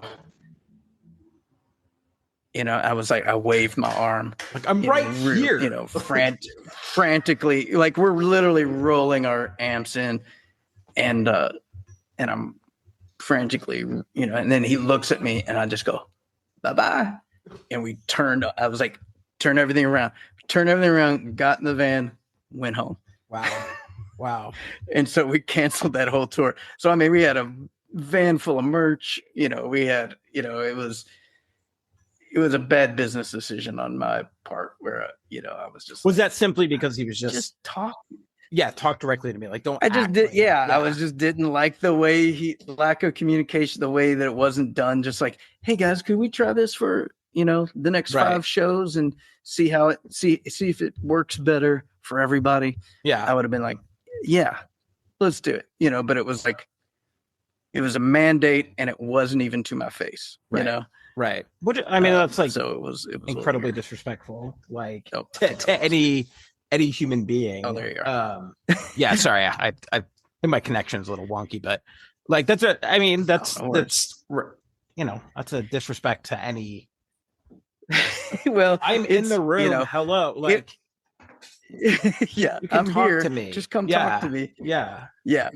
And, then so maybe that was the first taste of like what touring in that world would be like. And obviously I don't really have much of an interest in. Yeah. Were you just, was that we're done? Or was that like, oh, no, that was just see you later. We're going back home. And then we spent more time, like we, but it was definitely like, cause you got van payments and you've got, now you have a huge merch bill that you've, and somebody told me once, they're like, you're the only band that pays your merch bill. I was like, I didn't know it was an option. Bills aren't suggestions. Like bills are suggestions. Okay. Because I'm pretty sure if I don't pay my electric bill, that shit's getting cut off, right? That's what's happening. Yeah. Right.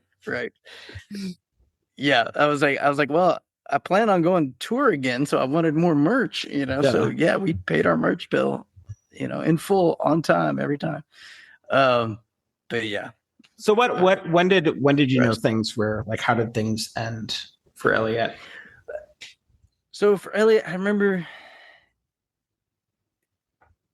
I just remember that when Benny came to us and was like, yeah, I'm, after this, whatever it was, a tour or a show. I know we had played Crazy Fest in Louisville. He's like, yeah, and then I'll be, I'm gonna be done. And that's where I, and then at that point I was just like, yeah, I don't feel like figuring it out again, finding new people and, all that stuff. And so we all just agreed,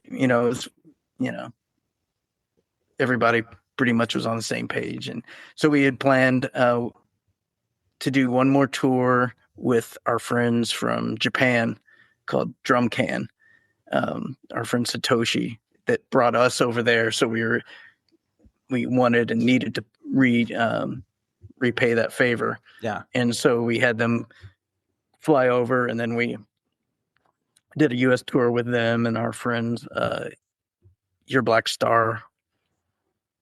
Pretty sure that's what they were called at that point. And did that become the photo recording tour? Yeah, and so after that tour, we went right into the studio right after and recorded photo recording. But it was completely, live mics, and kind of one takes, and then put that out. Yeah. So I mean, you get done, and this is your life from 98 until what, 2004, 2003? Very close. Yeah. Right around 2003 or so. Yeah. Where do you go from there? That was, transition. A big part of it, it was definitely felt that, that little bit of like, who are you now? What do you do? But luckily I had, I was with my wife at that time. She was just she was my girlfriend, and we were, together, but that's, I knew that was where I wanted things to go. So I wanted to start a family and do all that stuff. And she wasn't quite there yet, but that's where I was. So I just knew that was the next step for me, Yeah. So we, and we got to do things. I didn't get to, I was very much like a taskmaster. I was like, we got to do this. We got to tour. We have to, knowing we can only take breaks or vacation when we all agree to take breaks and vacation, you know? So there really wasn't any because that can get tricky once, if someone's like, oh yeah, I'm going out for a week.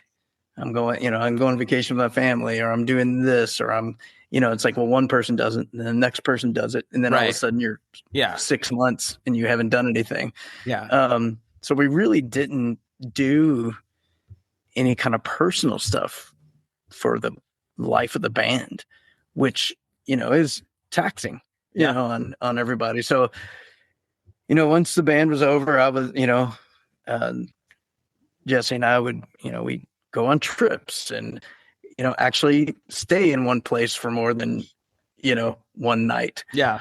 Or just, it's like I'm sure everybody in bands jokes, like, they've been all around the world, but just in kind of crappy bars. Right.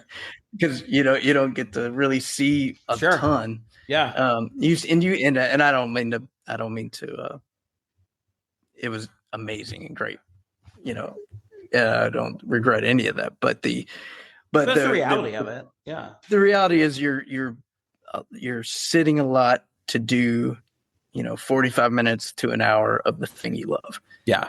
So it can wear on you. But just kind of started normal life. And then we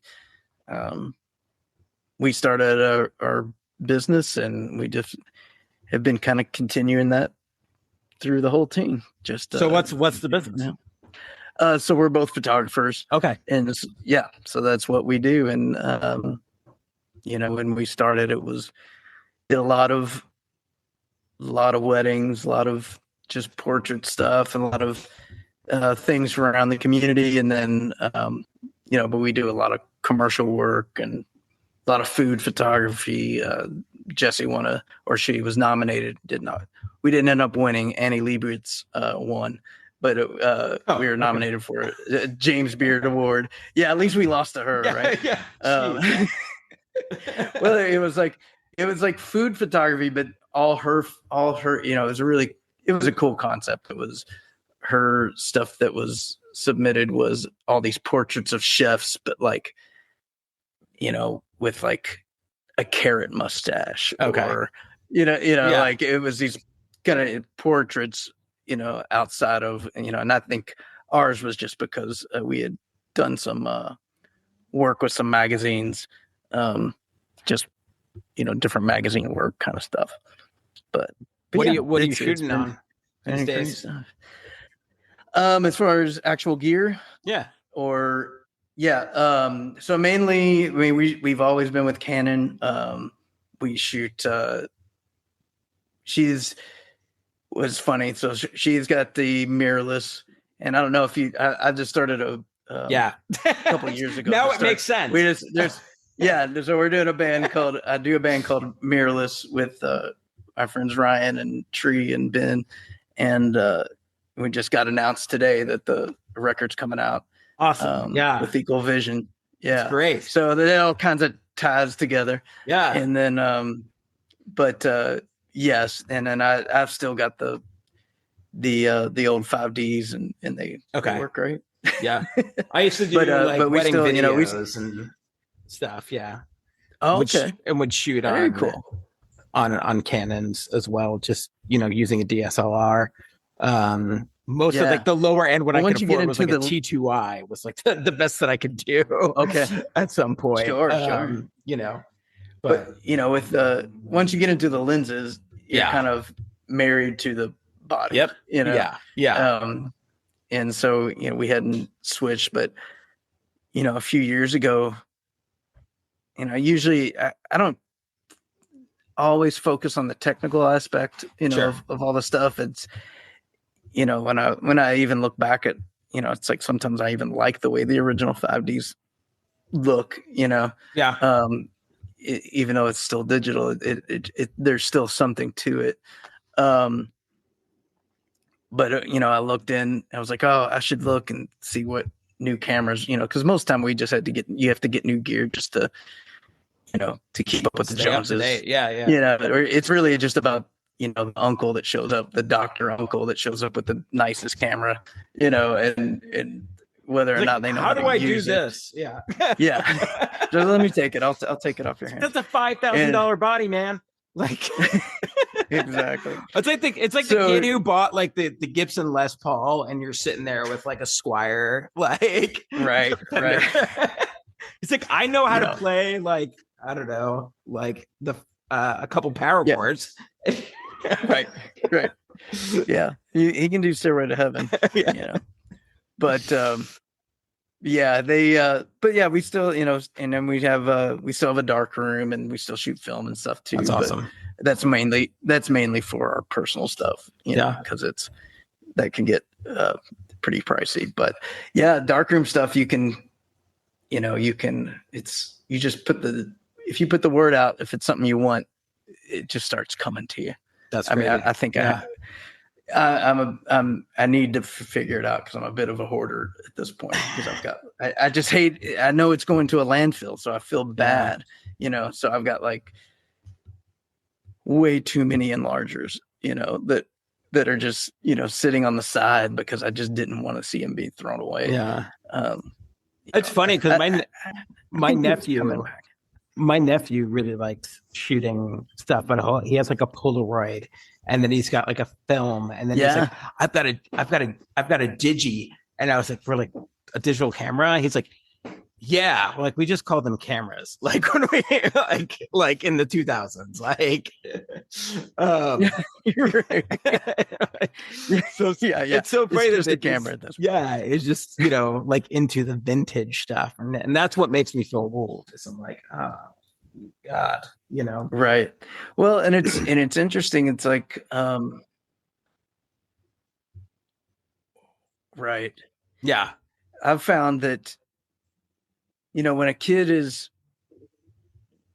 we'll show some kids, like, around when they're 16 or so, how film works and how film photography, works, and the whole darkroom situation, and mind blowing. They're really taken by it. With our kids, they've grown up with it the whole time, and they were just kind of like, oh, okay, that's how you do that. It's like, I also talked to my grandma on the this iPad, right. Basically a piece of paper, I'm speaking to someone on the screen. So there's like, they just take it all for what it is. It's like, oh, that's how you do that, and that's how you do that, and that seems like it takes a lot longer. So they're not that that interested in the film. But I think now that as they grow older and they get older, they think it's cooler, maybe. Hopefully. Do they think Dad's cool because he's a rock star, or? No. I mean, that was part of, like that a couple of years ago when Elliott was doing it, because I didn't know what other bands I would be able to do or was doing, or I did want them to be able to witness that, and I think they did enjoy it. My older son actually ended up coming out with us, and he did merch for a few shows. Nice, which was really cool. So he got to see it, and a younger son, he came to the Brooklyn show, and he was running around all day, just loving it, just being, it's not like, it was, Warsaw's awesome venue. It's really cool, but it's nothing incredibly fancy.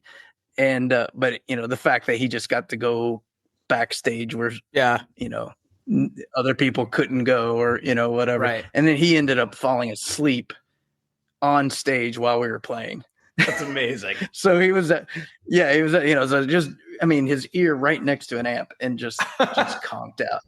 So, and then I was trying to do something for him, because he had he has like he at the time had a a cappella group that during recess they would get together and they made up these That's songs and they awesome. would sing these songs. That's cool. And it was called Noogie by Squirrel. and he had this little squirrel hand that he would carry around with him everywhere. And it was like this little plastic arm. So I wanted to like introduce him to the crowd and show his squirrel thing and take a picture of it, because he told all the kids that Noogie by Squirrel was going to be playing in Brooklyn. Nice. So I wanted to do this thing where I took a picture and made it look like he was playing. But he was so out of it and so tired that, you know, it looked like I was abusing my son up on stage, because I was like, dragging, like, come on, what are you? Come on, you know, he's like, he was so dazed and confused. Well, you're not Squirrel. Come on. Yeah. So, but Noogie by Squirrel got to at least got their picture for that one, so it was good. So it sounds like with Furnace Fest, they had to badger you to play. Were you surprised? Yes, and I hope they were happy with us. I have nothing but great things to say about them, and they were amazing. They really did bring us out of, you know, retirement, or, you know, back from the dead, or whatever you want to say. Because it was, you know, it was a lot to get us all back together. And then, sure. You know, Kevin being out in California, you know, having him, you know, he'd have to fly in to, you know, which plane tickets aren't insane, but they're not free. Right. And so, you know, it did really help us kind of get back together and take care of all the expenses that were had from all that. And then we were able to go out and, you know, play other shows. And it's kind of the same thing with this Las Vegas show with the Best Friends Forever. It's, you know, they're we were offered that, and then we were able to do, you know, some small club type dates. Yeah.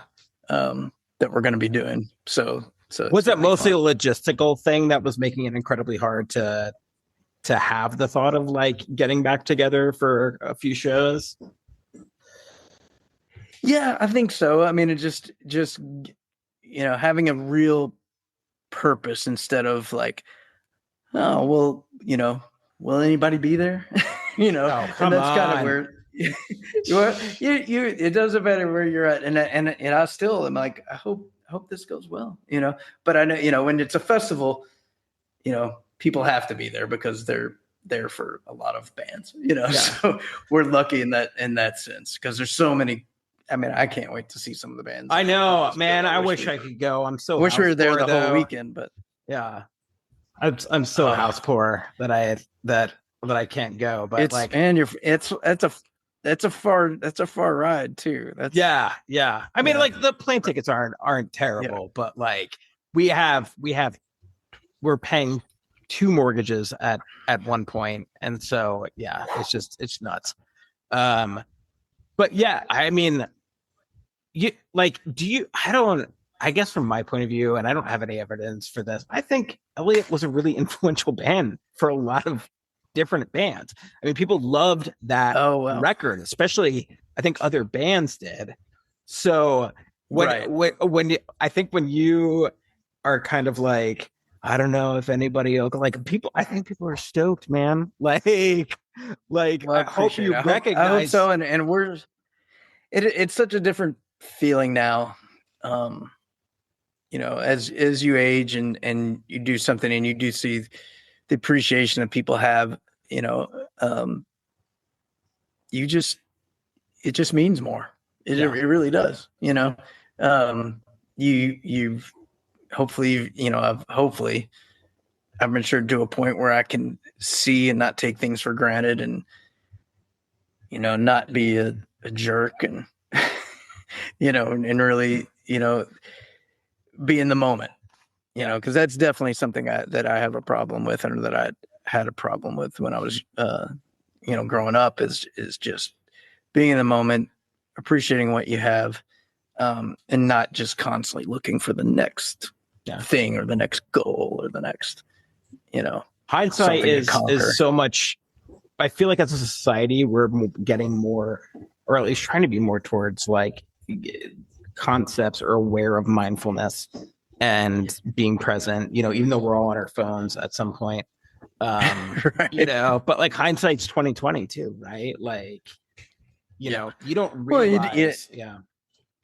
yeah, no, exactly. That, it's all kind of fleeting, but we had such a unique experience.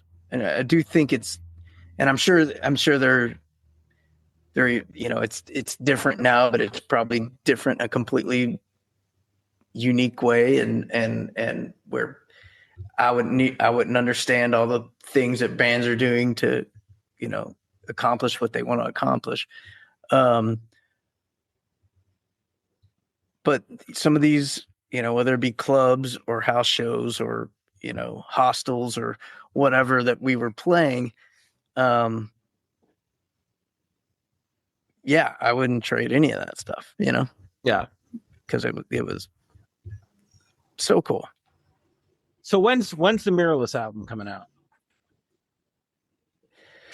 So I think so. It was just announced today, and I think it's October 17th that the record be out. But the pre-sales Awesome. and all that stuff, and that's a whole other world now. That with vinyl and is being such a big thing again, and so they've announced like the vinyl and the colors and all that stuff, and so it's exciting. I haven't done that in a long time. Been a part of the layouts and stuff, and Ryan had a huge hand in that stuff, and he actually recorded the record as well, and so it's such a comfortable, easy experience as far as being able to practice where you record. If we like, he'll throw up a mic and we'll just, whatever we played that day, he'll just record it, and That's awesome. I don't have to try to remember it. Yeah. Because he sends me the file that night, and I'm like, okay, now I can play it again. Yeah. Because we had that issue in Frontiers where I would I would just forget songs. Like, we'd come back from our practice and I'd be like, I don't know what I was right. That's awesome. So that it makes it nice. But yeah, October 17th for the Mirrorless stuff, and Dan at Equal Vision, he was somebody we met in the Elliott days, and then he's just worked his way up the ladder at Equal Vision, and it's always been a label that has been part of us and all our friends, been in bands, and so it's cool. I'm excited about it. It's the first time in a while that would be able to put out something new. It's probably been 10 or more years since getting stuff out. So it's neat. Were you pretty constantly playing music though throughout your times off? No, there was a big gap after Frontiers, and then even from Elliott to Frontiers, there's it was probably at least 4 years or so, and then after Frontiers to, say, Furnace Fest, I think that was like, it'd be hard to put a number. I think it's 6 to 8 years, maybe something like that. Like, that I wasn't playing at all. So when Elliott was getting ready for that reunion, it was like me relearning everything. I was gonna say, it was like riding a bike or just like, oh no, it was rough for me. Kevin was, has been doing music constantly since, ever since Elliott. He's never stopped. He's been in a band called Wax Fang, which is amazing. Twin Limb, which is one of my favorites. Played with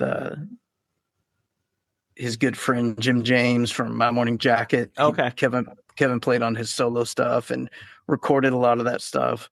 So he's just been, gangbuster music 100%. Yeah. So he came in and was just like, are you guys gonna pull this together? Or like, I was like, you're a professional musician. Yeah. Man. Like, this is not what I've been doing the last 20 years. Yeah. So it was a bit of a learning curve, but it was good. I needed that kind of tough love. He was definitely at one practice. I remember he was like, if you don't sing, I'm not coming to the next practice. And I was like, okay, I'll start singing. I was just like concentrating on the guitar. So yeah, no, it was fun. It was good. So I got three last questions for you guys. Cool. First one is something you would tell, or just tell me something you would tell your younger self. Kind of in the midst of all your career in Elliott. Kind of what would you want him to know? Sure. I mean, I think it's probably pretty cliche, but just be in the moment. But also, I've always, my wife and I joke, we just want to start a church called Don't Be a Dick. Yeah. Just don't be a dick. Yeah. Whatever. Shouldn't be that hard. Yeah, we just want that tax exemption and don't be a dick. That is our only criteria. That was my that would be what I would tell myself, and then hopefully I would listen, but probably not, because I was being a dick. You'd be a dick to yourself. Myself, bandmates, it was rough. No, I was just focused, and and I had more ambition than talent, and I was just driving it through. Yeah. But I would tell myself to appreciate the people you're with a little bit more, and slow down a little bit if people need it. And that's definitely what I'd tell my younger self. Be cool. Yeah. Don't be a dick. Chill out. The Church of Don't Be a Dick. Yes. You should make t-shirts of that. I think that might sell. Yeah. Put them on the Shopify. That's right. The second is, where can we see your photography work? Oh, wow. Is there a website or something like that? Probably my personal Instagram. As far as like band stuff, that's what I kind of put on that. Whenever I'm shooting, local bands or bands that I'm still into or can get around. But it's just myself and my wife's last name. So it's Creek, KRIECH -Higdon photo.com. It's like the worst email, or the worst website to try to find. But if you just put in my name in photography, it should come up. Nice. But it's a lot of what we do. It's a lot. I mean, Jessie is, I'm the B team. She's the head shooter, main shooter, and the face of the company, and I'm there to help her out as much as I can and shoot. I went to school for photojournalism, so I'm much more comfortable shooting behind the scenes, getting all the candid, shots and doing all that, regardless of the kind of shoot it is. That's just kind of where I grew up, learning how to do that kind of thing. And she's much more organized and can control a shoot and get things done. But yeah, awesome. So yeah. So I lied. 4 questions. What day are you guys playing at Best Friends Forever? Pretty sure it's the 12th. Okay. Yes. Yeah, it's the 12th. But I'm not sure when we're playing. There was actually some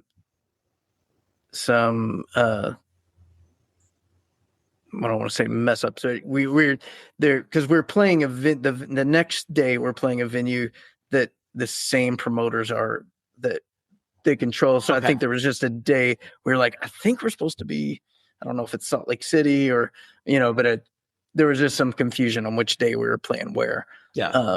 But I'm pretty sure the 12th is where we're playing, October 12th at the awesome. Festival.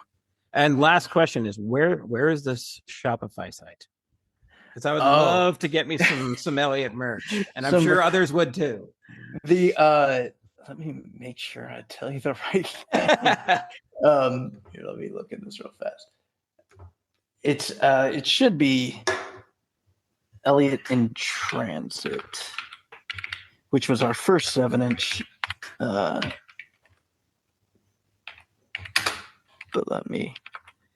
you asked, so I don't want to mess it up. Well, I want to get you some merch sales, Hey, I appreciate it. Yeah. Louisville, Kentucky shirts. ElliottandTransit.org, it looks like. Yes, that's it. Yeah. Okay. Yeah. Oh, yes. Cool. I'm definitely buying some of this stuff. Hell yeah. Are you kidding me? But dude, I love that. And I love that font too. Oh, thanks, man. It's called Jersey. Which one are you looking at? Oh, yeah. Yeah, the False Cathedrals. The ones that just say Kentucky Elliott and that yellow. Yeah, that's awesome.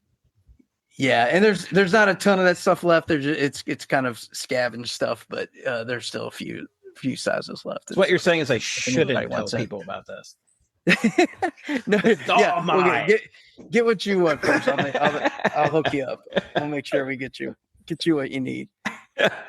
Chris, thank you so much for being willing to come on. I really appreciate it. I hope that the interview wasn't too cookie cutter. Man, I had a blast and I really enjoyed talking to you. Absolutely, Jeremy. So yeah, sorry, I kept messing. No, man, don't trust me. I'm like day of sometimes of like my appointments with my clients. So do you mind if we move this to tomorrow? Like life happens, stuff happens. It's all part of the human experience. So. Sure. Well, I appreciate you dealing with me. And let me ask you one question. Yeah. What's your turtle's name? Max. My Max. Kids. I have a 6-year-old and a 3.5-year-old, and it was my turtle, but they decided the name. So that's awesome. That's awesome. I had a buddy who he loved everything turtles and amphibians and all the stuff. But little did I know that their lifespan is like 30 to 40 years. Right. That turtle is with you. I was like, my son's name is Ellis, and I was like, you'll be taking that turtle to college if you want to keep him. That's awesome. But they dig him. They taking good care of him. Yeah. I mean, he needs some more. It's so funny. I was talking to my own therapist, and she, like, we do like telehealth sessions or whatever, and she was like, I'm having a really hard time right now because like the docking station for the turtle was kind of like broken, and he's like, he is struggling so hard to get up on that thing. She was like, all I can do is pay attention in the background of that going on. Right. He's like, he's fine. Yeah, he's fine. Yeah, he's doing his thing. That's cool. Also, yeah, you love. I mean, what's you said you like are not drinking as much, but like you said, Woodford Double Oak is your. Yeah. So when I was drinking, that was a favorite of mine.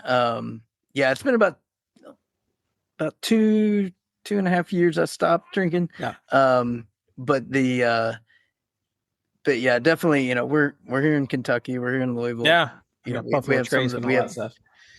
We have all that, and it's a big part of our business as well. Like here in Louisville for photography, it's basicly healthcare.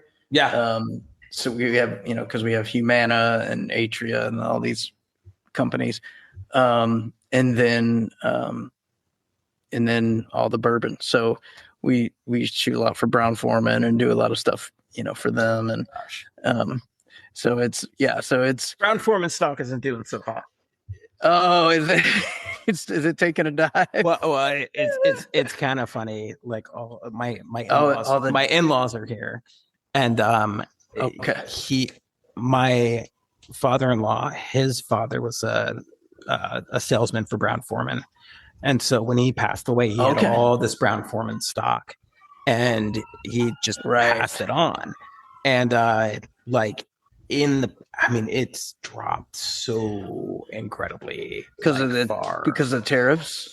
I think the tariffs, and also there was a study that came out that was basically like, hey, guess what? Alcohol is bad. We all know this anyway. But there was like a study that came out that linked like alcohol to cancer or something like that. And so when that came out, that, took a hit. And I've been telling them, and I figured, they're much smarter people than me. And I always figured they were, but if they're not getting ahead of this, the THC beverages and things like that, I mean, that's really where they should have some of their money. Yeah. And I figured that's what these people would be doing. And it's such it is a hard business. You don't even get to test your product for at least 7 years. Right. And usually much longer if you're going to have the high end stuff. So, but it's a big part of this culture. And I wish Louisville wouldn't focus solely on horse racing and and liquor, but that's where we are. So I think it's really interesting because I had to stop kind of drinking just due to some health issues and whatnot.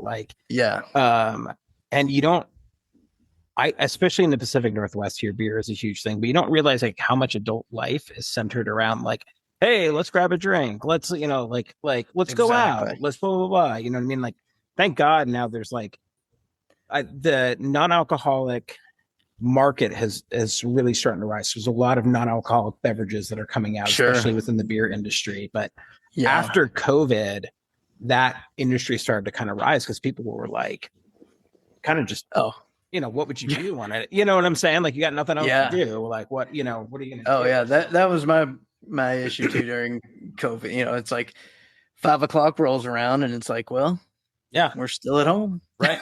I guess let's have a drink. Yeah. Type of thing. So yep. Well, thank you, Chris. I hope those stocks do better for your family. Me too. We'll do our best. We'll take better pictures. Thank you. I appreciate you again. I love what I get to do because I get to talk to people whose music has influenced my life. So thank you for being your authentic artistic self like that touches I appreciate other people it. I appreciate everything you're doing and the awareness you're bringing to mental health and all that, and bringing that into this whole world, because that's what we need. Everybody needs to talk. Well, it's great talking to you, Jeremy. Yeah, you too. You have a great night. All right, you too. See you, buddy. Bye. Bye. Well, that does it for another episode of Welcome to the Scene. Again, my name is Jeremy Houtsma, and I am your host. I'd like to thank my guest, Chris Higdon, for coming on again. It was an amazing talk. If you like what you hear, you can find us on all major podcasting platforms or listen to all the episodes at www.thescenecast.com. If you're one to use the social medias, you can find us at The Scenecast on Instagram. Again, thanks for listening, and we'll see you next time.